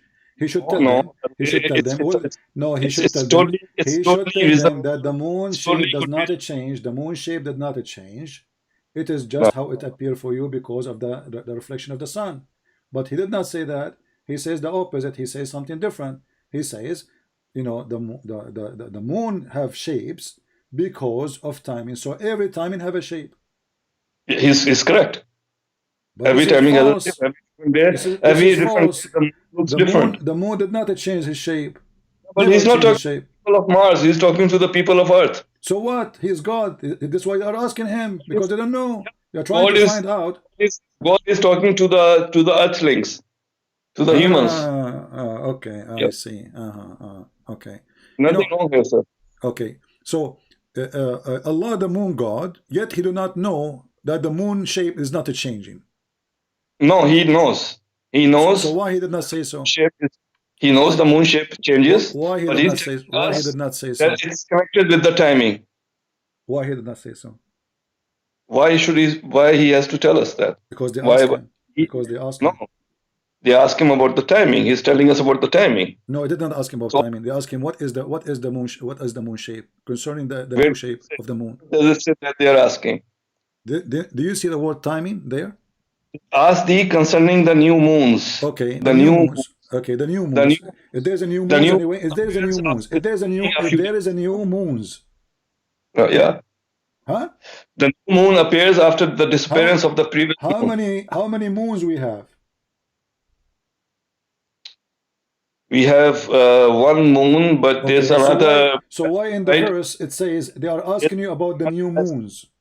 There's another asteroid that we discovered like a few weeks ago that's circling the Earth, so that's another moon. No, they are asking him about the moon they see.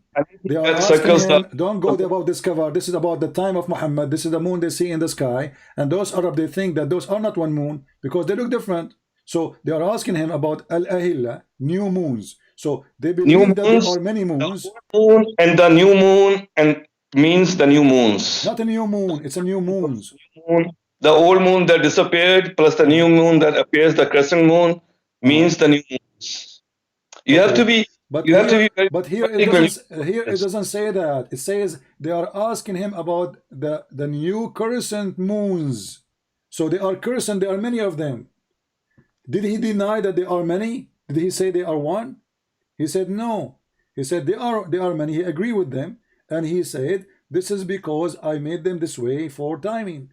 So your God, he believed there's many moons, each one of them in different shape. He didn't say there are moons. It says in front of you. Does it say moons in front of you? Yeah, moons means the old moon that disappeared and the new moon that appeared. Okay, new moon will be new moon, not the new moons. Sir, it's all about grammar and all of that. You know, this is not about the grammar because the Quran is a language anyway. So if the grammar is wrong, your God is wrong. Don't tell me it's a grammar now. So if it's saying the new moons, if you are saying, oh, it's talking about the old moon, so the new moons are appearing now? New moons? Maybe it's not the moons, maybe it's the moon. Who knows? Now we go to maybe. So now we jump for maybe. How are you doing with maybe? Are you good with maybe? Are you good with maybe? Are you a specialist with maybe? No, I'm saying it's the new moons. Yeah, here it says it's the new moons. How many moons appear with the new moon? You said your explanation saying there's an old moon, there's a new moon. So there's a new moon, not a new moons. When I read this verse in English with the new moons, that's how I'm jumping to this conclusion. But maybe it says new moon instead of new moons. No, it doesn't say here. It says in Arabic, Al-Ahilla. Ahilla is moons, crescent moons, specifically crescent moons. not moon only. It's a crescent moon. Al-hilal, al-ahilla. Ahilla is a plural word of hilal. So they are asking him about the many crescent moons. Why there are many? He said, well, I made them this way for timing. But this is a very false explanation. Okay, so it's just the plural and the singular thing that you are objecting about. No, the word in ahilla mean. Are there two moons? My friend, ahilla is not just a word. You like in English, you add s, you make it a plural word. No, ahilla is a word for many crescent moons, many. So this is not an s we are adding at the end. You're talking about the new Arabic. You were not born when people used to speak the old Arabic. Who said so? I am born long time ago. Who said that to you? I was born before Muhammad. Prove me wrong. Do you know when Muhammad was born? Do you know when Muhammad was? Do you know when Muhammad was born? Yeah, in the 7th century. Who told you that? 6th century, 6 something. Who told you that? Who told you that? I don't remember, sir. I don't remember. Who told you that? You don't remember? So, 600. but you are the one who said you follow only the Quran. Yeah, I'm only the Quran. Nobody knows. Nobody knows these things. Okay. So what do you know? So what do you know then about Islam? So if nobody knows who is Muhammad, nobody knows where when he was born, nobody knows what his father name, nobody knows what his first name, nobody knows. Okay, you told me that his first name is a title, it's not real name. So what is the real name of Muhammad? You don't know. Why should we know his father's name? Maybe it's because maybe it's a joke, maybe it's a lie, maybe it doesn't exist. Maybe it's a mythology. That's what you're saying. I'm not saying that. I'm saying if Muhammad you do not know, you are following who? What you are saying to me, you do not know who you are following. There is somebody he been given a title, the praised one, which is God title, and you do not know his last name. You do not know who is his father. You do not know his first name. So what do you know about him? All we need to know is to be a good person. Is to be good people. Okay, wonderful. Okay, wonderful. Is it a good person? Is it a good person, the one who says you can beat your wife? No. So why the Quran says you can beat your wife? Okay, let's read that. Let's read that, and let's not jump to conclusions. We are not jumping to conclusion. Yeah. Does the Quran says that, or I'm making things up? I don't know how you're understanding that. It's about your understanding. My friend, you tell me your understanding. Does the Quran says you beat your wives? Yes or no? Can we go to that verse? Oh, go ahead. No problem. Here we go. Chapter 4, verse number 34.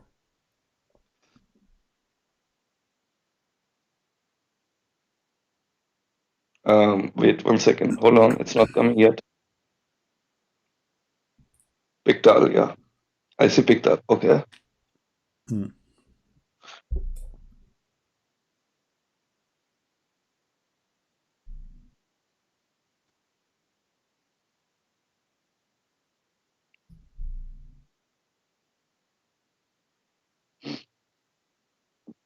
Can you read, please? Yeah, men are in charge of women. Okay. Because Allah has made the one of them to excel the other. And because they spend of their property.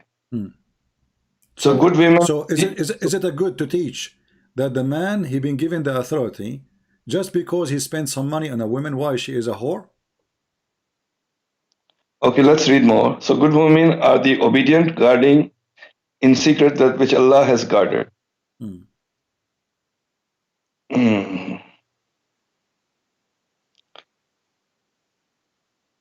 Continue. As for those from whom you fear rebellion, admonish them and banish them to pass apart and scourge them. What's the meaning of the word rebellion? Rebellion is a woman, let's say you say to her, can you make me tea? And she say, okay. You know, she is not jumping right away to do it. There's a war, there's a rebellion. What is rebellion? Rebellion is something deeper than that. It's not about tea. Is it a rebellion? Rebellion is someone who is sleeping around or stuff like that. That's rebellion. Sneaking around. I will go with you. So sneaking around or doing something really bad. That's rebellion. All right. So are you sure? Are you sure that the word rebellion here mean that this is a bad person? The word rebellion means this is a very bad person, of course. Thank you. So your prophet here was rebellion too. Here we go. We go to the Quran. We will find the same exact word in Arabic describing your Muhammad. And remember, you are the one who said this word mean a very bad person. So how come your prophet, he is a bad person according to you? Okay, and show it's me. Okay, and nobody will beat him. Here we go. Chapter 4, the same chapter, chapter 4, verse 128. Chapter 4, 128. I don't see it yet. Hold on. This is the word in Arabic. Yeah, but rebellion. وَإِنْ إِمْرَأَ خَافَتْ مِنْ بَعْلِهَا نُشُوذًا. This is the same word was translated in the other hadith, other translation as rebellion, just to show you the hypocrisy of the Muhammadan. This is exactly the same word. There are some rebels who are rebelling for a good cause. Hold on. You a second ago you said to me rebellion is a bad person. Now it's a good cause. But this is but he is rebellion. He is rebellion to his wives. He is rebellion to his wives. He is rebellion to his wives. He is rebellion to his wives. So here it's talking about the bad people. Yeah, it's talking about the wives. It's talking about here is talking about your bad Muhammad. This is verse 128, the same chapter. And let's read this. If a woman fears the cruelty of this distortion on her husband, part there is no sin of them if they make a term peace between them themselves. Okay, what is that story? Is about Sauda bint Dama. She was an old woman. She is a wife of Muhammad. Muhammad didn't want to sleep with her no more. Muhammad will divorce her. Hold on. So now Muhammad became rebellion. He don't want to sleep with her. The woman, she have no fault. She is still his wife. Why do you want to sleep with her? Muhammad, he said that, okay, Aisha, she suggests to him, if you want, I can make a deal with her that the day you sleep with her, you give it to me, and you will not divorce her. The woman, she is old. She don't want to be homeless in the street. So she agreed to the terms and conditions. So how come when your prophet is rebellion, his wife, she cannot beat him, and you are the one who said rebellion means bad person, evil person? But when the woman, she is rebellion, according to you, we can beat her. I don't see the word rebellion here. Can you show me, please? I see it. It's because you don't speak Arabic. Here we go. Even here it says, if a woman fear a cruelty of distortion from her husband, so he's a cruel to her. Do you see it? Your prophet is being cruelty. Yeah. Is that rebellion? This is more ugly than this is the translation, my friend. Rebellion means what is the rebellion? Rebellion means that you leave the same translator. Hold on. Let us see the same translator. Read with me carefully and laugh. Mr. Rebellion. Yes, it doesn't say rebellion, sir. Okay, hold on. Okay, all right. Let us see. Here we go. Read carefully. Yeah. If a woman, she feareth ill treatment from her husband. Ill treatment. Do you support ill treatment? No. Okay, your prophet was doing ill treatment to his wives. Where does it say that? It's in front of you. Ill treatment from her husband, or it is no sin for them to end if they make terms of peace between themselves. Yeah, if they reconcile, then it's okay. Okay, how come if the woman, she have ill treatment, you call her rebellion, and when the husband, he is having ill treatment, you call him, it's okay? Rebellion is far more advanced than ill treatment. Rebellion this is your false translation. In Arabic, the same word. Read me carefully. This is no need for dictionary. This is the word nushud. Listen, this is the word in front of you. Do you see it? Nushud. So it is the same word used in both verses. Both verses have the same exact word. If they make peace, even if there's a rebellion, remember, if there's a war between Iran and Rome, Persia and Rome, and then we have peace. How come if the woman is rebellion? Listen, how come if the woman is rebellion, she is being evil, as you said, she is being better person, and she sneak around according to you. The word rebellion means sneak around. And now, if Muhammad is sneaking around, and we prove it, this is what he did with Maria the Copt, and Muhammad is being rebellion, and he is not treating his wife nicely, how come the wife, she cannot beat her husband?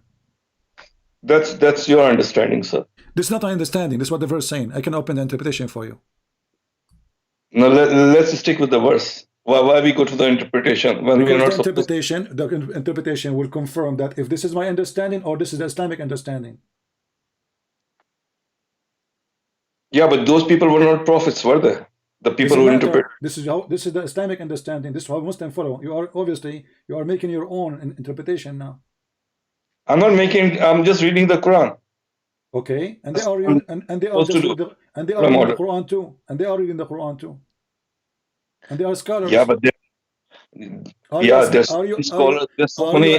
Are you a scholar? Are you a scholar? Okay, let us go back to zero. Let us go back to zero. We go back to the previous verse. No, nothing. So now your wife is rebellion. Is it right to beat her? If she is causing war, yes. So you are a woman beater. So do you? Are you not a woman? Are you? I'm not. Are you willing? Are you married? Are you married? Yes, sir. Did you beat your wife? Never. If she became rebellion, you will beat her. It's all. It's about the story. You don't know the story. You're assuming a lot of things. A second ago you said, "Oh yes, yeah, to beat her." If she, so I'm asking you, if your wife became rebellion, you will beat her or not? Yeah, if she becomes rebellion and she brings a dagger and she tries to kill me with that dagger, maybe I will beat her. Don't mix things up. Where it says she will kill him? Where it says the women she will kill him? That's rebellion. No, I'm telling you about rebellion. No rebellion. It means she is not obeying her husband. Read carefully, just to show you how silly you are. It says, and if they obey you, seek not against them. So it's all about being obedience. That's what rebellion means. Yeah, but then it uses a very, very drastic word, rebellion. It says, if you obey. This is a stupid translation, Mr. Rebellion.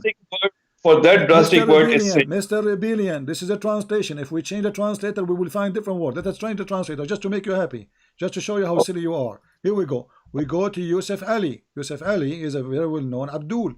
Here it says, if they are what? Does it say the word rebellion? It says ill conduct. Do you see it?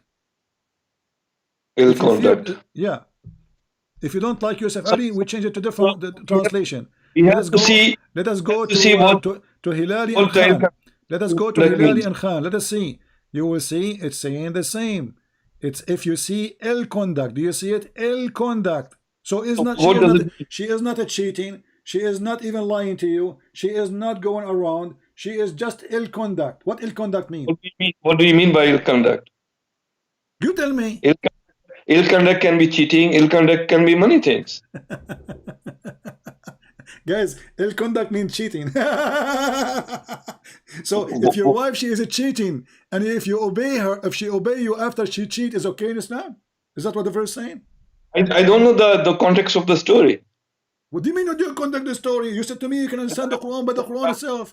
You said you do not need to understand anything. The Quran alone is enough. That's why you do not need the hadith. So if she obey you, so you are saying to me that you Muslims, if your wife, she goes sleep around, and then you give her order to make tea for you, and she obey you, it's okay.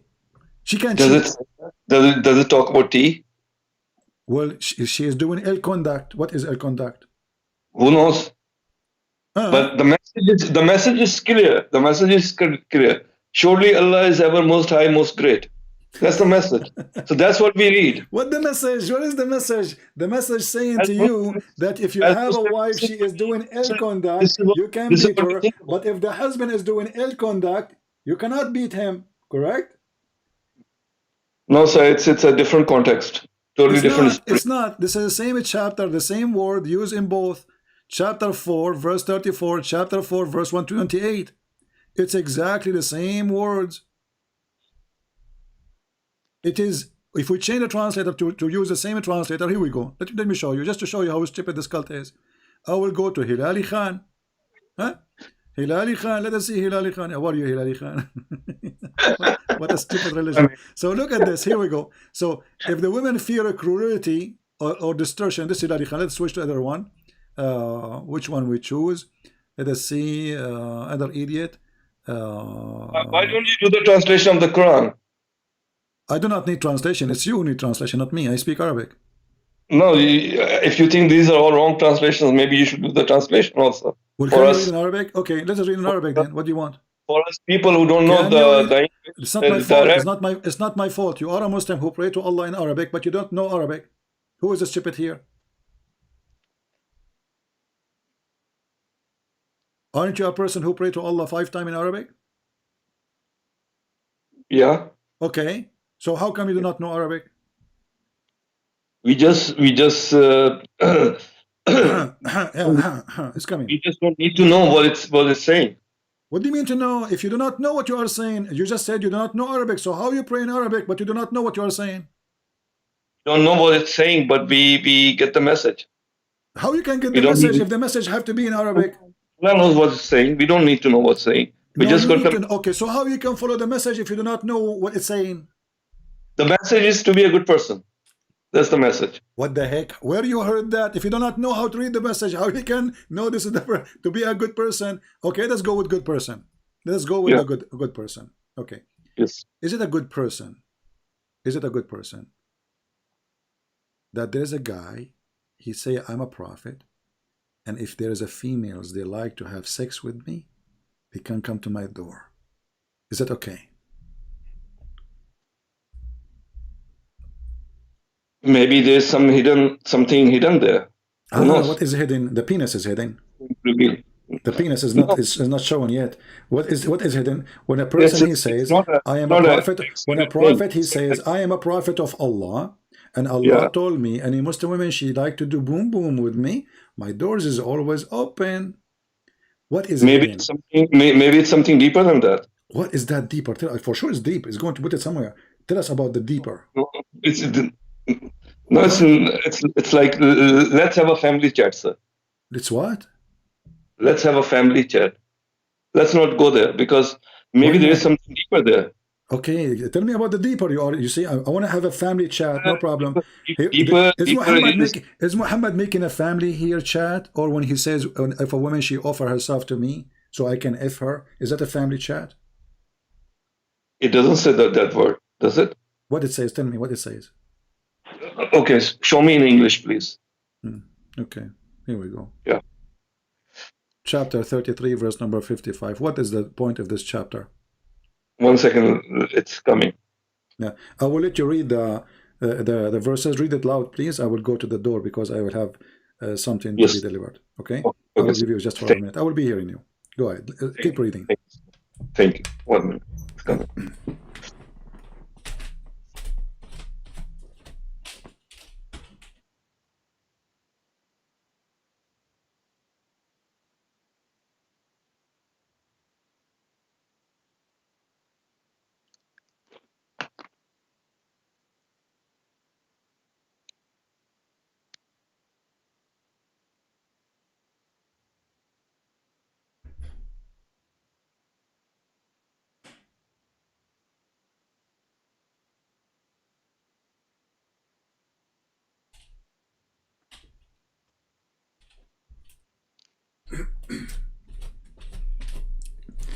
All right.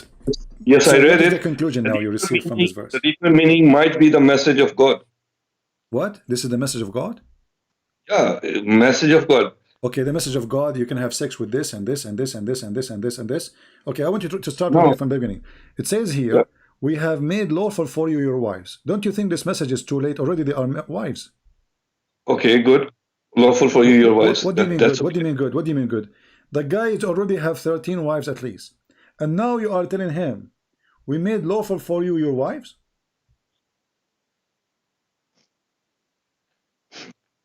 We made lawful to you your wives. The ones you have already married, it's okay. It's good for you. It's lawful for you. Okay, hold on.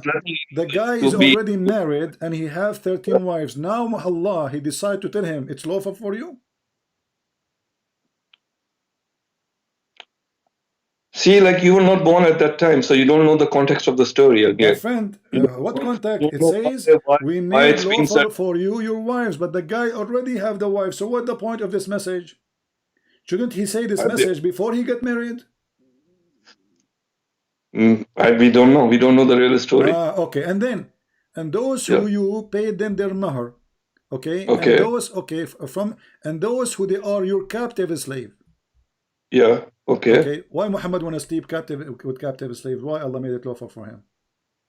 He's a noble man. It's a message story. So a noble man is the one who rape a captive woman. It doesn't say rape. Well, she is a captive slave. Captive. Yeah, she's you know a what captive mean? slave. You know what captive mean? And by being with him, she will be enlightened. Do you know what captive mean? A captive slave by being with him will be enlightened. Will be what? That's what I'm saying. Will be enlightened. Enlightened. So so now if somebody capture your wife, if somebody capture your wife, my friend, I'm not trying to insult, but if somebody capture your wife and he sleep with her, this is good for her. I'm not Muhammad. I'm not Muhammad. So Muhammad, because his penis is special, he can rape women, and that is an honor for him. It's all about enlightenment. It's like enlightenment. A okay. What the enlightenment have to do with raping those women? It doesn't say rape. Does it say rape? Well, she's a captive. Free her and ask her. She's a captive. If she is a free, then you ask her. Then if she is a free, then you ask her, do you like to sleep with me? If she say yes, then yes. But not when she is a slave. Can she say no? Of course she can say no, but it's lawful, and she will not say no because she's. Hold on. In the front of everybody, show me one verse in the Quran is saying you can say no as a slave to your master about sex or about anything. Go ahead. This verse is not talking about slave and master. Well, Muhammad says those are slaves. Unfortunate people. It says your right hand possess. Your right hand possess. Yeah. So Muhammad now already have 13 wives. Allah giving him a license to have sex with those slaves, who he possessed them by by capturing them. Those are the unfortunate people that he's enlightening. He's what? That he's giving the message to. The unfortunate people. So Muhammad, he cannot give a message unless he put his penis in their vagina. No, he doesn't say that. Why a not? lot of women didn't have husbands. Their husbands got killed in war. But he did not marry them. They are just his slaves. So he's helping them. This is why it says the slave.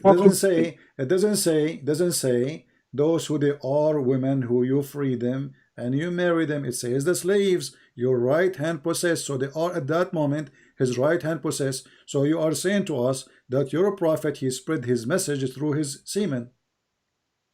No, I'm not saying that. You are saying that. So why he need to sleep with them if he have already many wives, and why Allah giving him license for such a thing? Maybe it's not even about sleeping. It's about who knows? What do you mean who knows? It says it's made lawful for you, your wives. It's not about sleeping. It's made lawful to you, your wives, to whom you have paid their meher. Okay. What the word yastankiha mean? Yastankih. To have sex, yeah. Thank you. So why you are saying about sleeping? So whom you right hand possess, you can sleep with them. You can. But you just said maybe it's not about sleeping. So the word yastankih means sleeping. That's what the verse saying. Okay. And then we continue. And then we continue. Remember, it's you who said to have sex, right? The word yastankiha mean to have sex, correct? Okay. Yeah. Okay. Here it says, and any women, a believing woman, she offer herself to the prophet to have sex, to do nikah. And any believing woman, she offer herself to the prophet. Okay, I ask you what the word yastankih mean. You said to have sex with her, to F her. Okay, why a believing woman? Why Allah he made a privilege only for Muhammad, that any believing woman, she can come at his door and knock at the door, and she say to him, if I want. Because he's the only prophet. There are no other prophets. So because he is a prophet, he can if all Muslim women. No, because he's a prophet, he can. There's a lot of wisdom there. There's a lot of things. There's a lot of wisdom. There's a lot of story. There's a lot of good things that are. Now, because if he is a prophet, Allah given him a privilege for him alone to F all Muslim women. Why? Maybe he's bringing some virtues. He brings some what? He bring what? Virtues. There are virtues there. Virtues? What is that mean? Yeah, virtues. Virtue means noble things. So when you F all Muslim women, you are doing noble thing. Yeah. So Muhammad he have like, so Muhammad he opened a charity. It's called penis charity. Any Muslim woman, she is horny, you go to Muhammad. Muhammad will F you, and that is the virtuous you are saying. You have to talk to God and the Prophet about this. Well, I'm not to you about this because your prophet is dead and your God does not exist. I'm not here to judge God and prophet like this. I don't care. You are the one who just said that your prophet is doing good work by effing Muslim women. Why you want to do that? What's wrong? There's no. Isn't it enough? All the women he have, the slaves, the wives, the cousins he sleep with. Now, in the top of that, any Muslim woman, she offer herself to F her, and you are saying to me this is charity. All the women want the Prophet. All the Muslim women, they want the Prophet. All Muslim women. So are you saying to me that Muslim women are a bunch of whore? No, because they want to be close to God. Because they see his nobility, so you are saying to me, in Islam you can be close to God if you F Muhammad. No, I'm not saying that. You are saying that. You said that. I asked you why they want to F Muhammad. You said because they want to be close to God. They want to learn from him. They want to be close to him. Like if there's they want to be close to learn or close. They want to be close in the bed or close to learn. Hold on, this is about effing. You are the one who said to have sex. Yes, thank you. How you said? I asked you what it means. You said to have sex. Okay. Long-term relationship. You learn a lot. What they will learn from Muhammad when he have sex with them? Go ahead. But sex is not the only thing, is it? But it says here it's about sex. Yes, thank you. It did not say anything else. It says yes, thank you. Which means to F her again and again and again. It's a continuous verb. Yes, thank you. I asked you what does thank you. I mean, it says to have sex, and it's a continuous verb. Wonderful. So now, what she will learn from the Prophet, Muslim women coming by thousands, Muslim women coming by millions. Let us say Muhammad exists today, and there's more than 1 billion Muslim women, maybe, or a billion Muslim population. Let us say there's half of them is women. So now we have 500 or 600 Muslim women. They are horny to F Muhammad. What is that for? Yeah, but we don't know. We don't know what sex with the Prophet is like. We don't know that. So you send your wife to the Prophet. He have sex with her, and then she come back to you to tell you. No. It's. I'm not saying that. Well, you just said you don't know how have sex with the Prophet look like. Who care? So you are. What is the purpose of this? You said we do not know how have sex with the Prophet will look like. Do you think he will use his nose? I mean, sex is sex. He will use his penis. So why your wife she have to go and sleep with this man just because he's a prophet? You said all Muslim women they want to sleep with Muhammad. Why? So you are saying to me, if your wife sex is sex for an ordinary person. Sex is sex for an ordinary person. That's what I'm saying. Listen. If Muhammad exists today, and I'm not trying to insult, please don't take me as an insult. If Muhammad exists today, and your wife she wished to sleep with him, you will not say no. No, he doesn't exist today. I'm not saying he exists today. If he exists today, if he come. No, why are you saying if? Your wife she decide to sleep, and your wife she decide to sleep with him. Are you there to say no?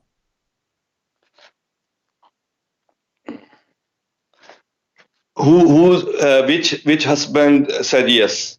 Who was the husband at Muhammad's time who said yes? Any believing women, and you are the one who said to me, all Muslim women they like that. So if your wife she like to sleep with the Prophet, according to Islamic books, it says if the Prophet his eyes fall into a woman, her husband must divorce her immediately, so the Prophet he can F her. That's not in the Quran. I don't care. This is the understanding of Islam. And you agree. You just told me all Muslim women at that time they want to sleep with the Prophet, correct? Yeah, like women are like that. Don't you know that? Women, so Muslim women when they see so Muslim women at that time, according to you, when they saw Muhammad, all of them they want to F him, and nobody want to. So all of them they will cheat their husbands. No, it's the nobility of the man. He's God's man. He's God's man. He's not an ordinary person. Okay. It's not an ordinary sex. The God man in Islam is the guy who sharp his penis. He want to F every woman believing in him. This is the God man in Islam. No, you're reading this out of context. He's a very said that to me. I'm asking you why all Muslim women they want to sleep with Muhammad. You said because he's a God man. So you are saying to me that God man in Islam have a definition. Because he's a God man, all believers who follow this God man, they want to F this God man. Yeah, because it's very attractive to be close to the God man. So by Fing Muhammad, you became closer to God. Maybe. Who knows? Only God knows. So only God knows. Let me ask you then. If your wife she go and sleep with Muhammad, that will make her close to God, and then you sleep with your wife, that will make you close to Muhammad, correct? But it doesn't say married believing woman. It doesn't say married believing woman. It says believing women. It doesn't say married believing women. Yeah, it's open license for everybody. Yeah, but it says believing women. It doesn't say married believing women. Does it say single women? No. Yeah, but it's a, you are assuming that it says no, I'm married not women. assuming. I'm not assuming. This is why I said to you in your Islamic explanation says, if the prophet his eyes fell into a woman, let me say if something you're to a you. prophet, his eyes fall into a woman, her husband must divorce her, so the prophet he can f her. And Let me say something. I can show you the reference right now. You're reading the religion with logic. There's no religion in the world based on logic. Okay, that's the so problem. you are saying to me this. So what is the logic behind that? If you sleep with Muhammad, you will become closer to God. Okay, nothing to do with logic.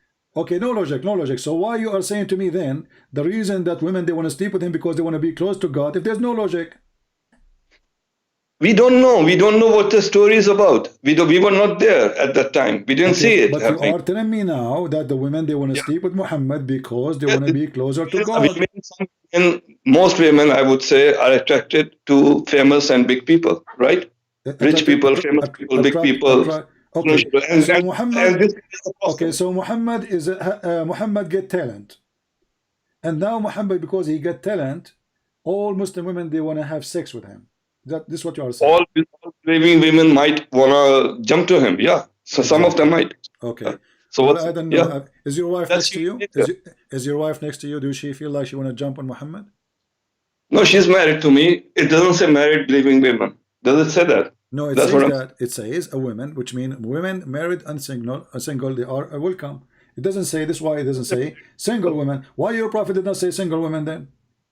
So why he didn't say married women then? Because all of them both are welcome. Because both of them are welcome. We assume because hold on. Now can they must be single. Okay, now women they offer themselves to your prophet to if them. Then your prophet he made this verse. Because all the women are coming to his door, so that's the verse. That's how the verse came. Okay, let them come in. That's okay. They were coming in droves. They just wanted to be close to the prophet. Everybody wants to be close to the prophet. So that's why how the verse came. Okay, let them come in. Yeah, well, that's very nice of Allah. So it's not Muhammad who made this verse. It's Allah who made this verse, right? It's Allah, because Allah knows everything. Allah is looking at it. So Allah, He is encouraging group sex. No, Allah, He doesn't say that. Again, it doesn't say that. All of them they are welcome. You are the one who just said all of them they are welcome. Yes. Yeah, you're welcome. Come on over. Yeah. Okay, coming over. It doesn't say group sex. It says a group sex because it says all of them they are welcome. All of them they are welcome. Maybe for a prophet that's okay as well. Who knows? Okay. What Allah has in his if how many you think every day Muhammad? How many women they will knock at his door to f him every day? Maybe 1 million. Maybe so what's wrong? So how Muhammad will have sex with them without being having He's not sex? a normal person. He's not an ordinary man. He's not what? He's not an ordinary man. So he can f 1 million women in one day? Maybe. Who knows what he can do? Yeah. What his power is. You know what? I can do 999,000 million. 1 million is too much for me, to be honest with you. This is too much, really. I don't think I can. I don't think I can have that number. Because if you talk to me about Christianity, then it's even worse. Much more worse. Like what? And if you go with the logic, it's even so terrible that I can't even tell you. But we don't follow any religion. We don't follow any religion with logic. That's deep. Okay, let me ask you. So Muhammad, after I make Muhammad, after he made all those verses, after Muhammad he made all those verses about effing, was he able to F anyone? Oh God, you're still there. I'm still there. Are you? I'm here. You are. Yeah. Okay. Ask me. After all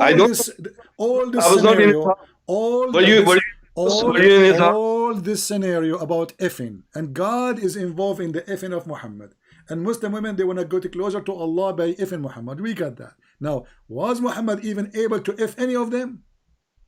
Who knows? Prove it. I don't know. You don't know. Okay. Isn't it the Quran says that Muhammad he was not the father of any of your men? Which verse is that? Let's go to that verse. You have to win the debate, sir. You are the winner, my friend, always. No. You are the best. I really like you, You are a very good person. You are amazing, but you don't understand that it's not a logic. It's a read for me. Yeah, okay. Don't praise me too much because you might send your wife to me too because I'm amazing. Come on, I'm normal now. I'm amazing. No, I'm so your wife, she will come jump to me. Come on, don't do that. So read with me. Chapter Okay, 30, chapter 33, verse number 40. Yeah. Muhammad is not the father of any man among you, but he's the messenger of Allah. Okay, so Muhammad, he spent his life effing women, or he was effing nothing. There is a purpose. Allah knows the purpose. Why is not the father of any man? Allah knows the purpose. Muhammad, so what is the purpose of all women to F him if he cannot even have sex? Maybe he doesn't want to produce any children. Like, maybe Allah is not in Allah's plans. What do we know? Maybe the guy, he is he is effing all women, and after all this effing, okay. So don't you think that Muhammad was maybe doing it in the wrong location, maybe in their nose? No, that's let's I don't know what to say.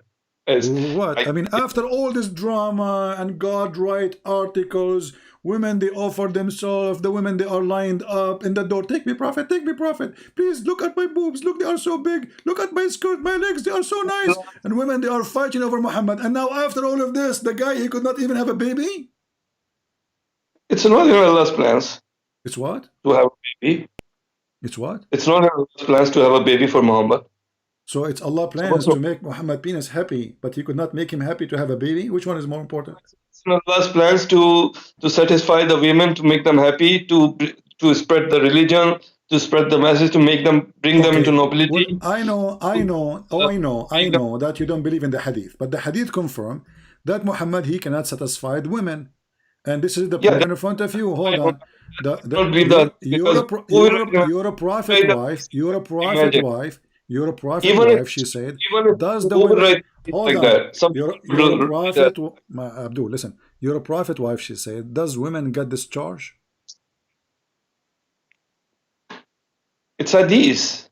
It's hadith. Who would write a hadith like that? Imagine how crazy that person is. Someone who's writing something like that. Imagine his thing. I will tell you who will write a hadith like this. Muslim idiots. Yeah, I agree with you. But all of you are idiots. I agree with you. Okay, so now what is my problem? Your wife a prophet, she said that. Your wife prophet, she said, how in the world a woman gets a discharge? That means Muhammad, he was never able to make her come. Again, you are going to the hadith. So Muhammad, he had long line of women in the front of his door to F him. Then they go inside the room. What Muhammad do exactly? They never have charge. About sex. Tell me how stupid that person would be writing hadith about sex. Imagine. My friend, he is a stupid or the one who made the Quran, because the Quran is about sex too. We just showed you a verse about women lining up to F Muhammad, and you did not see that as stupid. So how come this one is a stupid and the Quran is not? That's about message. What message? It says to F her. I ask you what the word is. I ask you what the word is. Thank you, mean. It says to have sex. So now this is message. Yeah, maybe there is, maybe just a touch can deliver a message. Who knows? Okay, listen. Yeah. When Muhammad wife, she say, how in the world women get discharged? Don't you think there's a mystery is exposed here that Muhammad, he is in this ability to do boom boom? No, after 300 years, who would know? Okay, let us book the dot together. Muhammad could not have sons. The Quran confirmed that. Muhammad, he didn't have sons. The Quran confirmed that. Correct? Listen, the Quran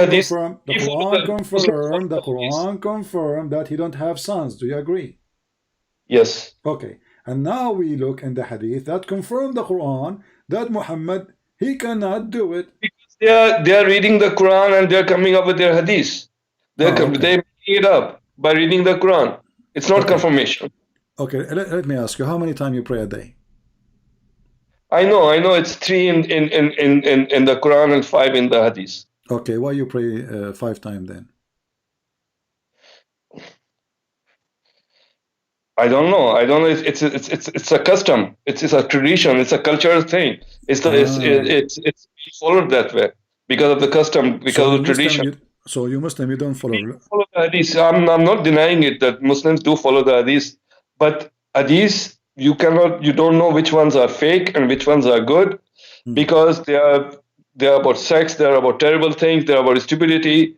So let's leave all of them, because if you mentioned to me the word stupidity, let us go with the word stupidity. Is Allah smart or stupid? Allah is the God. Allah is smart, of course. All right. Where we can find the location of the sunset? The location of the sunset? Yeah. Okay, we can find it everywhere. Okay, so why Allah says that there's a messenger of his, he went and he found where the sun, the place where the sun set. Zulqarnain, you're talking about Zulqarnain. Yeah, what's Zulqarnain mean? Do you know? Alexander the Great, the man with the two horns. Okay, the man with the two horns. Have you ever heard of a guy, his name, the man with two horns? No, because the Romans had these helmets. So the Arabs. How we know first that he's a man? How we know that he's a man? I don't know. So why you are saying the man? So why you are saying the man? Because the Arabs used to say of the Romans, that's how because they used to have helmets with the two horns. But you said that you follow only the Quran. Yeah. Okay. I'm talking about history, you know. Right. I'm not talking about hadith. History. Yeah. Okay. So now it says this guy, they asked Muhammad about Zulqarnain. Yes. Allah told him, I will tell you something about his account, which means his story.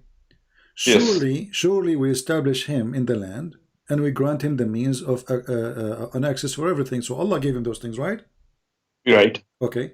And then he followed a course, which means a way, a direction, until when he reached the place where the sun set. Where is that? Everywhere. So what the Quran is saying? Because he was traveling during the day. What? He was traveling during the day. But no, this guy describing his lifetime story about a victory. Yeah, so he went to the direction, my friend. No, because it doesn't say until the sunset. It says until he reached where the sun set. Yeah, until he reached where the sun set. He was traveling during the day, and in the evening he reached the place. Does it say here the place? Does it say the word place? Yeah, he reached the place where the sun was setting. So that place at that time was in the evening. It doesn't say that. It doesn't say that. It says until he reached the place where the sun set. It's not really setting yet. He reached the place where the sun set. Correct? At that place, the time was the evening time.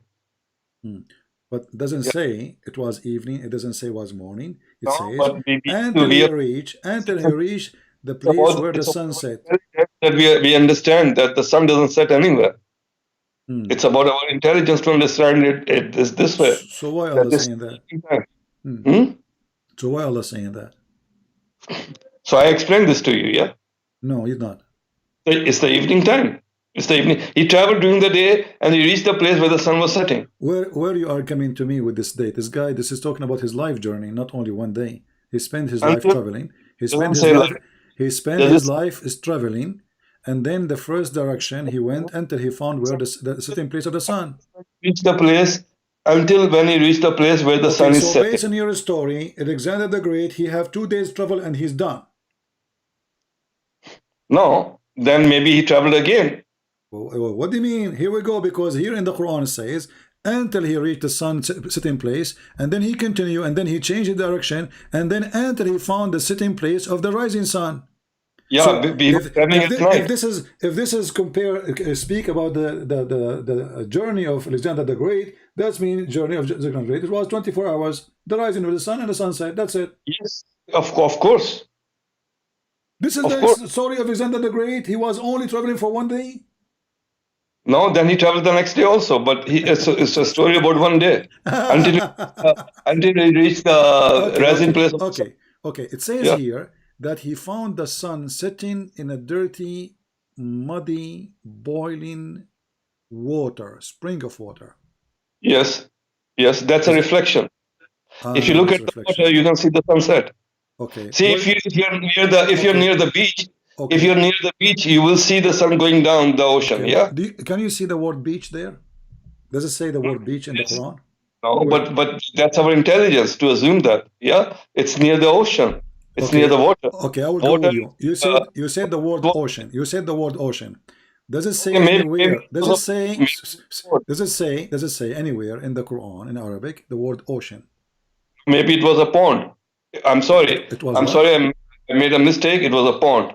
It was a pond of water. Okay. A pond. So it's a pond of water where the reflection of the water clearly says you that the sun set. If we have a small jacuzzi, and Yeah. that makes Alexander the Great find the sun sitting in that jacuzzi. No, it's not going inside the jacuzzi. You can see the reflection of the sun setting from us. No, it says he found the sun. He found the sun, not the reflection. Are you fabricating Quran now? No, it says he found it sitting in a dirty, murky water. So where is the word reflection coming from? Are you making your own words now? So there is let me explain this to you very calmly. Okay. I'm sitting in a valley and there's a lake somewhere, like after maybe 5 miles from me. Yeah, this is not a lake, by the way. This is where the prophet piss. His piss is so big, you know. This is not a lake. Is it yellow? Is that lake you are talking about is yellow? Where does it say yellow? I don't know, because the prophet urine was so big. When you urinate, he spent for 10 hours. I can show the hadith. Now you're changing the topic. Okay, I'm not, because you said a lake. What lake? It says a spring of water. Where you get me the lake? Where you get me the word? Where you get me the lake from? It says a spring. It says a spring. Does it say spring? Okay, spring of water. Okay, how the spring became a lake? Spring of water can be a lake as well. No, spring is where the water coming from. The lake can be happen maybe later after. But the spring is where water coming from. It's a small hole in the ground where water is coming from. Correct? Okay, so let's be calm and let me explain to you. So sitting in a valley and 5 miles away I see a spring of water. So I can see the sun setting inside. I can see the sun setting inside the spring of water, but it doesn't mean that's going inside the water. So why he's saying he found it sitting in the spring of water? He's not saying he thought. He's not saying it appeared to be. He says he found it sitting in spring. Yeah, I'm telling you, if I'm in a valley and I see a pond or a spring of water and the sun is setting, I'll find it setting inside the water. Really? But going inside, but it will look like that. I'll find it. I'm looking at your picture. I can tell you have a very you have a person eyes. I mean, so when you look at the spring of water and it is the time of the sunset, you will see it as if it is going in the water. Yes. Okay. Why Allah saying that? Allah is saying that he found it setting. Okay. So he found it where? Sitting in the spring of water. Was this is a true find Allah reporting, or this is a false fabricated find? It doesn't say that the sun set down inside the water. Does it say inside the water? It says he found it sitting in a spring of. He found it setting in a spring of water. Okay. And? So what's wrong with that? It's like you go near water. When I say I found the rabbit, when I found the rabbit sitting in the box, where's the rabbit was? But this was written 1400 years ago. Who cares? So are you saying to me because 1400 years ago it's okay to be stupid? The Arabic grammar was changed much many years afterwards. The Arabic grammar changed very much. So this is a mistake. At that time it was correct. Now it's wrong. At that time, the Arabic grammar was different. Now it's different grammar. There was no grammar. There was not even grammar at that time. Yeah, correct. I agree with you. So people who started, are you saying to me, Allah, because Allah he have a problem because the Arabic is not good to explain what he want to say. So it make him look stupid because he could not find. Good a problem because Muslims don't view it like this. They do. No, they don't. They believe in it. They are believers. No. They don't go with logic, just like Christians. No, they do. Here we go. Your prophet, he believe in that. Let us go to the hadith. And then he will say to me, again, I believe in the hadith. They're looking at the Quran and then they're coming up with these stupid hadiths. Who understand the Quran meaning better than your prophet? You? No, it's not my prophet. That's what you say. It's not the prophet who said these things. It's somebody who wrote these things 300 years later. So and why Muslims? Why Muslims? They say the Prophet says that. Because Muslims are stupid. What shall I say? Are you into a Muslim too? Yeah, and you are stupid then. There are some good Muslims. Yeah, there are some good Muslims. There are some stupid Muslims. Okay, just like Christianity, just like every other religion. Okay, but so you are saying there's a billion Muslim, they are stupid, and you are the only smart Muslim. I'm not saying I'm smart. I'm just saying that the people who are writing this. So are you saying you are stupid? Are you talking about sex? Are you saying you are talking about stupid things? Sex has nothing to do with religion. Are you saying you are not smart? Are you saying you are stupid? I'm very stupid. You are not stupid? I'm very stupid. Very stupid. Okay, read with me carefully. It says, I was sitting behind Allah Messenger. By the way, I advise you all to sit behind Muhammad Messenger because he F everybody, as you see. So be careful. Again, you are going to the hadith. All right. Because they read the Qur'an story. Who knows who this guy was? Who wrote this hadith? Who knows? Who knows? Do you know? Who knows who wrote the Quran? Who's the guy reporting? Who knows who wrote the Quran? Who was Abu Dhar? Does anyone know who Abu Dhar was? Yeah, the father of the ants. Nobody. He have sex with the ant and he have babies from the ant. See, nobody knows who Abu Dhar was. Okay, who's Muhammad is? Who's Muhammad is? He don't even live at that time. Who's Muhammad is? Muhammad is the praised one. He's the messenger of God. But I ask you, who is he? You do not know. I ask you what his first name, you do not know. What his last name, you do not know. We are believers. We are not supposed to know these things. We just need to know. Okay, it's not supposed to know who is Abu Dhar too. It's not supposed to know who is Al-Bukhari too. It's not supposed to know who is Abu Bakr too. It's not supposed to know anything then. So what's the point of this religion? Now, my friend, listen carefully. The Your Prophet is explained the Quran says, Abu Dhar, he said, I was sitting behind Allah Messenger for his security, by the way, was doing that because Muhammad is very, very aggressive if you sit in front of him. I'm telling you, be careful. So he was sitting behind the Messenger of Allah who was riding a donkey. While the sun was setting, he asked, do you know where the sun set? This set? I replied, Allah and his apostle know best. He said, it set in a spring of warm water. Sir, do you know where Samarkand is? Samarkand? Yeah, it's next to Samar, and Kand is next to it. Samarkand is hundreds of miles away from Makkah, yeah? And there's a guy sitting there in Samarkand coming up with this Sahih Hadith. 300 years later. Abu Dhar is from Samarkand? No, not Abu Dhar, this Sahih al-Bukhari. Yeah? He's sitting in Samarkand and never been to Makkah. First of all, this is not Sahih al-Bukhari. Secondly, if Sahih al-Bukhari is the most accurate, he is collecting the hadith. He is not making hadith. Al-Bukhari is a person who make a book to collect what Muslims they said before him. He is not making the hadith. He's collecting sitting in his office in Samarkand. Doesn't matter where he said. Yeah, and he was born 300 years later, and he came up with this wild stories. Okay, okay. Let me ask you: the Quran today you have is written by whom? Which year? I think it was published by Al-Azhar University in 1919. No. I mean, this is a reprint. The original, the Quran, the Muslims they have, Muslim today they recite. The recitation of Hafs. Hafs, okay. This is first time became a print of a book when? I think 1924. When? 1924 by Al-Azhar University. 1924. Before that, it was not a book? I don't think so. Okay, I will go with you. So how you can be sure that this is your prophet Quran? The things that we are sure about, we are not sure about anything. The things that we are sure about is the message. The message. By the way, 1924. This is my birthday. I was born in that year. It must be blessed. It must be a blessed year then, because this is when the Quran started printing. I know. I'm coming for a reason. The Quran printed in the same year I was born. Unbelievable.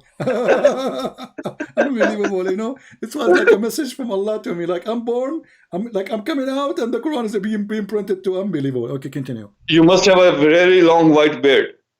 Long what? Long white beard. Don't remind me, friend. Just today I got a ticket from the police because my beard was blocking the highway. Oh wow! And it's very white because you are born in 1924. No, actually, because I color my beard like your prophet. I put onion and henna. Have you ever heard of a prophet? Why your prophet he make his beard? He colored by henna. Why he wanna be blonde? Yeah, another hadith. So what? See, hadiths are talking about the color of the beard. Hadiths are talking about the sex. Aren't you the one who said we follow custom when you pray 5 times? Yeah, we pray 5 times. We follow the custom. We follow the. It's in the hadith. The custom is in the I hadith. know, it's from the. I know it's from the hadith. It's not up to you to what follow can we do if the majority of the Muslims are following that? What shall we do then? We cannot do anything. We have to just all follow it. Listen. Okay, listen. So, do you reject the word hadith? Quran is a hadith. I know where you're going. Okay. So how you accept the Quran when the Quran is a hadith? But the difference is the Quran is the word of God and hadith is not. That's the difference. Okay, hold on. Let us see if the Quran is the word of God or not. Let us go back to 0. I ask a Muslim. You still have not won. I think this is your first time that you still have not won the debate in such a long time. This is your first time, I think. No, my friend, we are losing with you for sure. Because I'm honestly very stupid. You are the winner. Okay. No, listen. I wanna ask you here about this verse.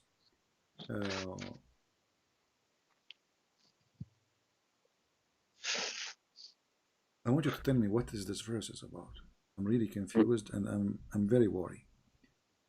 Yeah, I'll explain it. I have a grandfather. He died standing up and he was holding a stick. We spoke to him last month. He did not answer. I go to his bedroom. I spoke to him again. He did not answer. I said, do you want to eat? My grandma, she asked him, do you like to eat? He did not answer. His friends came to take him for hunting. He did not answer. People come, goes, he don't answer. He's standing holding a stick. Do you think he's dead? Is your grandfather? Yeah. Maybe he's not human. So how does stupid Quran speak about Solomon that he died standing on a stick and nobody discovered that he is dead, and the termite they ate his stick?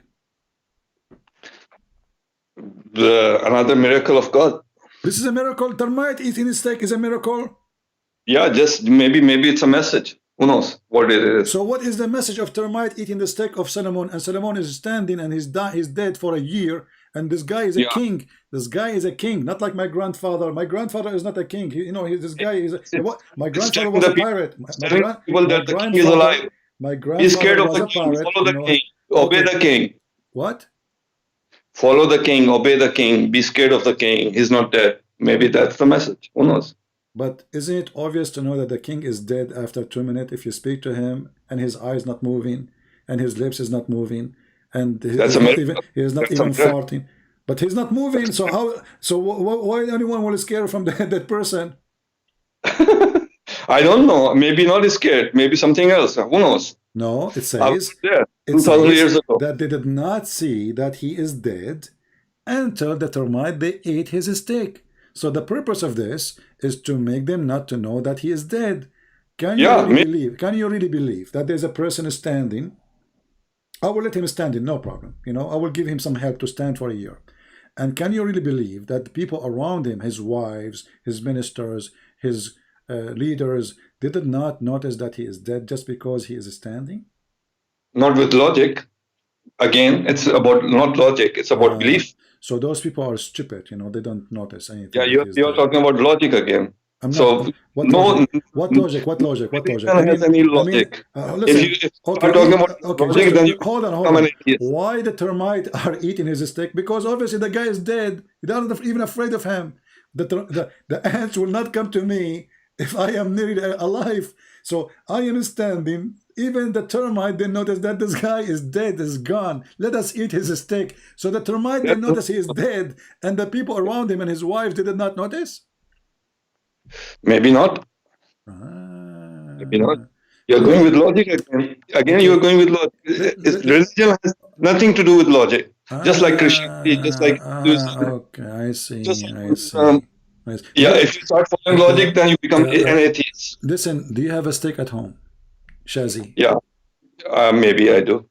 You do. Do you promise me when you die to hold standing when you are dying? No, but I'm not Solomon. Why not? I don't know. Ask God. Maybe when you go to heaven, you will ask Him. Well, Allah can make miracles to you too. Do you have termite at home? Maybe He's not going to make any miracles anymore. Who knows? So this was a miracle, supposedly. Who knows? Who knows what it was? You're going with logic. Okay. So you know, I will ask you just one more last question. How can there be a resurrection with logic? Tell me that. I'm not being resurrection. This is not only stupid. This behind the stupid. This is not even good for kids. Listen, you're Muslim. You say you're Muslim. You say that Muhammad, he destroyed the idols around the Kaaba. Correct? Right. Yeah, he did. Did Allah ever order Muslims to have idols? No. So is that why Muhammad destroyed the idols, the statues? Yes. So is having statues against Islam? Yes. Are you sure? Yes. How sure you are? 100%. Okay. Chapter 34, verse number 13. It says that Allah, he ordered his messenger, Solomon, to build temples, have statues in them. Yeah. But maybe at that time it was okay. But you just said to me, you are sure Islam is against that. Because Islam came after Muhammad. Yeah, Islam came after Muhammad. Maybe at that time, at the time the Solomon. Islam came after Muhammad. Before Muhammad, there was no Islam. There was no Islam, of course. So what it was then? Muhammad brought Islam to us. That's why he's the last prophet. What it was before Islam, before Muhammad then? There were pagans, there were different kinds of religions. There were, Solomon was not a Muslim prophet, was a pagan? I don't know. No, there was no Islam before that. I'm asking you. There was no Islam before Muhammad. Okay. See. So the Muslim, they lie to us when they say Adam was a prophet. That's hadith again. That's hadith. Yeah, because why Muhammad came if there was Islam? Okay. So based on you, Abraham was not a Muslim prophet. No. Okay. Abraham was not a Muslim prophet. Muslims became Muslims after Muhammad. 40 years of Muhammad. Okay. So Abraham was the prophet. Isaac was the prophet. Musa was not the prophet. They were prophets, but they were not Muslim prophets. Okay. But they were prophets. So who was the one who gave them the books? Allah. Okay, so he gave them books. Books of all of them. All of them got the books. There are only 4 books. Yeah. There's only what? There are only 4 books. Yeah, they're like Torah. There's Quran. There's Bible. And which is the 4th one? I don't remember. Okay. So you and me, we agree then that when the Muslim, they say that Isa was a Muslim, Abraham was a Muslim, Musa was a Muslim, they are lying. They are lying for sure. Okay. So I want you to just answer this one.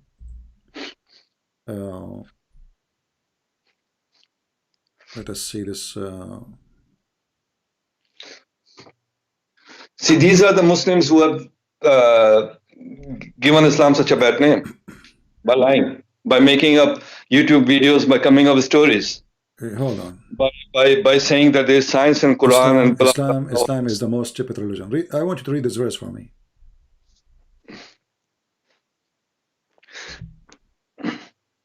You cannot say which religion is the most stupid. Actually, you know, my friend, like just read the verse for me. Which religion is the best? You cannot say that. I have long line of women. I am a prophet now. I have long line of women waiting for me outside to do boom boom with them. Please don't waste my time. Read the verse for me. Isa perceived unbelief on their part. This is the verse 52. Yeah, 52. Yeah, this verse saying, just to make it short, it says that Isa, he said to the believers, the followers, the disciples of Isa, he told them, we are all Muslims. And you said to me that they are not Muslims. The only one Islam came after Muhammad. It doesn't say Muslims. It doesn't say Muslims. It says Allah's way. It doesn't say we are Muslims. It says that. Read it. Where does it say Muslims? It says Where does it say the word Muslim? Read it. Okay, I'm reading it. I don't find it. It's in front of me. How come you don't see it? Then when Isa came to know of their disbelief, he said, who will be my helpers in Allah's cause? The disciples said, we are the helpers of Allah, and we believe in Allah and bear witness that we are Muslims. Okay, so there was, I'm wrong. I'm not as educated as you are. I'm sorry. Please forgive me. We were Muslims before Muhammad, according to this. Okay, thank you, my friend. I have to hang up on you now. It was fun talking to you. And I want you, next time you pray to the moon god Allah, as you said, you know, to tell him, Christian Prince, say hello. And tell him that I look at the moon and I look at the prophet. I look at the moon and I look at the prophet. And I look at the moon and I look at the prophet. And I look at the moon and I look at the prophet. And I decide that the moon look way better than the prophet. All right? So I will hang up on you. I want you to listen to this video so you can laugh. And you are the one who said, and you are the one who said that the prophet. By the way, do he look so good? I will say one thing before you hang up. Yeah. That you criticize Islam a lot, but there are a lot of things in Bible and other books as well that you ignore. You are a very educated person, and it was an honor talking to you. Thank you very much, sir. You're welcome, but I don't ignore anything, my friend. No Muslim can debate me, and no Muslim can prove us wrong. Thank you. If you debate about Christianity, you can. Nobody is stopping you from asking about Christianity, and you will see that you are no. You will lose that debate. You will lose that debate for sure. Okay, give me a question. I will give you a chance, even though we are going. Give me a question. No, give me a question to make me lose. No, we will not go. No. You know, I decided to forget about those women lying in front of my house to do boom boom. Give me the question in Christianity. No, I insist. Give me the question in Christianity, which I cannot debate, and I will lose. Go ahead. Maybe next time I come to you and I tell you about Christianity and you will... Next time. There's no next time, because by next time you will become shish kebab. Sure. Your wife, she will see the prophet. And you will lose 100%. No. Give me the question. So what happened now? So you are saying to me, ignore, and the second we say to you, no, okay, ask me the question. Suddenly you don't want to ask me the question. What happened? No, because today we decided to only talk about Islam. No, we did not decide anything. Here we go. We made the decision. I am a prophet of Allah, and I say worship me. Here we go. Give me the question about Christianity, which nobody can answer. So I have to cook food. I have to take care of my children. It's already too late. Next time. All right. Take care. All right.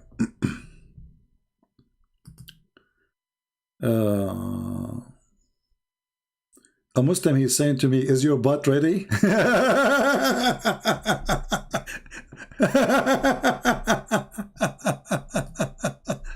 What a butt religion. A Muslim texted me in the chat, says, is your butt ready? My friend, don't talk about my butt. This is what you Muslim do. Talk about Muhammad's face, his belly, his eyelashes, his butt. The command, this is Muhammad Rasulullah. Oh, wow. This is Muhammad Rasulullah. Anas ibn Malik says. Anas ibn Malik, he says that? No way.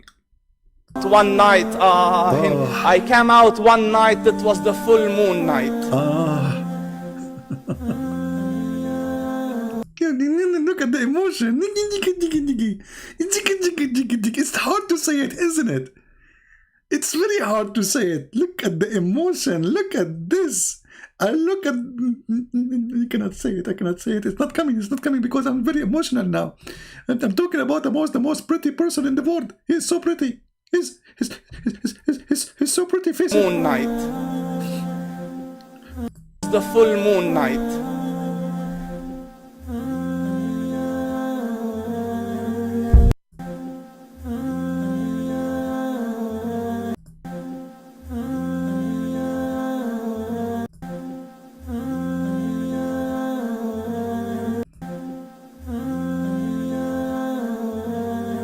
Guys, I'm planning to do this until tomorrow.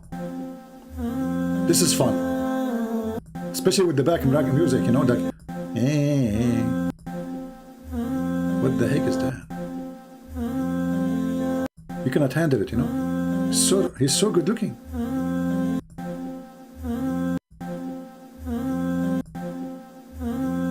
What the heck?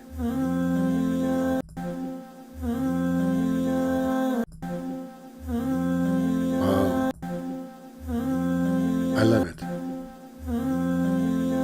do it one more time and go to heaven. That's it. Oh boy.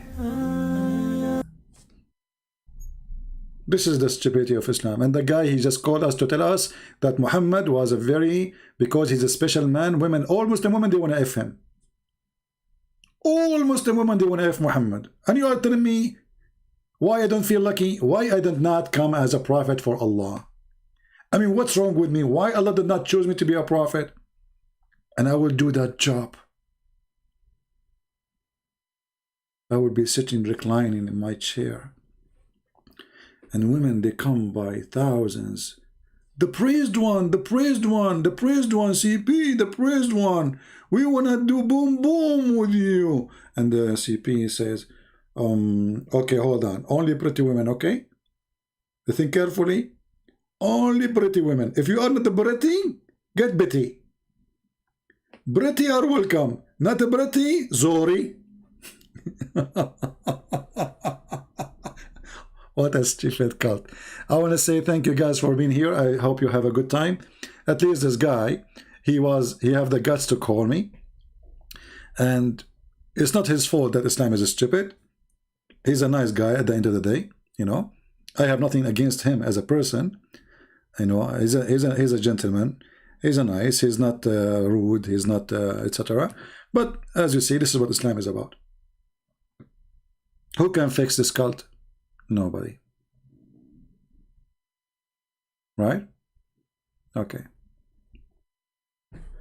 Jordan Peterson. Who is this Jordan person? And you know, the Muslims, they seek fame, so they interview supposedly famous ones. And what, here we go. Already they interview the guy who is AntiChrist, and he got them busted. He told them that the Messiah, he thought he is the Messiah, which means Muhammad is a liar, because the Quran says that he is the Messiah. So Muslims always, they do stupid interview, and the more they do interview, the more they get their prophet busted. They are obsessed with famous people. Obsessed. They are not even making interview with Muslims. They are seeking atheists, seeking people who don't believe in God, for they are desperate for power, for fame, for money. But nobody want to tell us the truth about his prophet. Atheist is the helpers of Muslims today. What a shame. Garbage in, garbage out. Thank you for being here. May the Lord bless you. And don't forget to salute the moon god as our friend agreed to call him. Take care. Christ is Lord. Islam is a scam. And we prove it every day. Don't forget to subscribe to my account, Arabian Prophet. I have the link in the info. So please click in it, because soon we will start going live in that channel, not in this one. We will put this one for sleep for some time. Just take a note. So if you don't see us coming here anymore, that because you are going live in the Arabian Prophet channel. And the link is in the info. You can click in the info. You will find the Arabian Prophet channel, so you can subscribe. All right? God bless you, and see you soon again. Take care.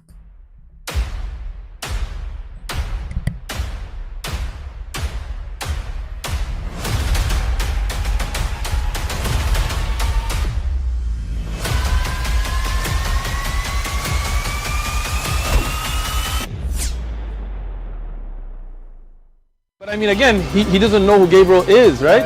Because he didn't come from an Abrahamic faith.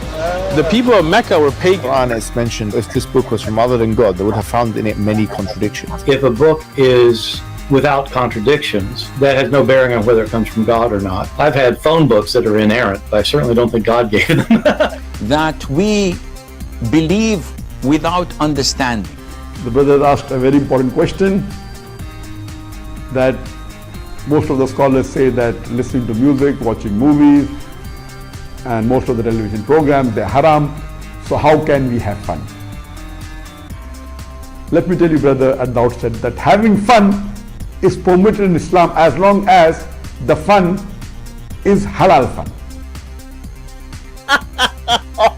That the standard narrative has holes in it. The Prophet tells us because Satan or the devil sleeps over our nostrils. Those who oversleep and not pray Fajr on time, Satan urinates in their ears. I really do think Jesus was crucified and that he really was dead and buried. He thought that he was a son of God in the sense that he was specially chosen by God. I think Jesus really did think he was going to be the Messiah, the future king of Israel. I mean, that is, after all, why they crucified him,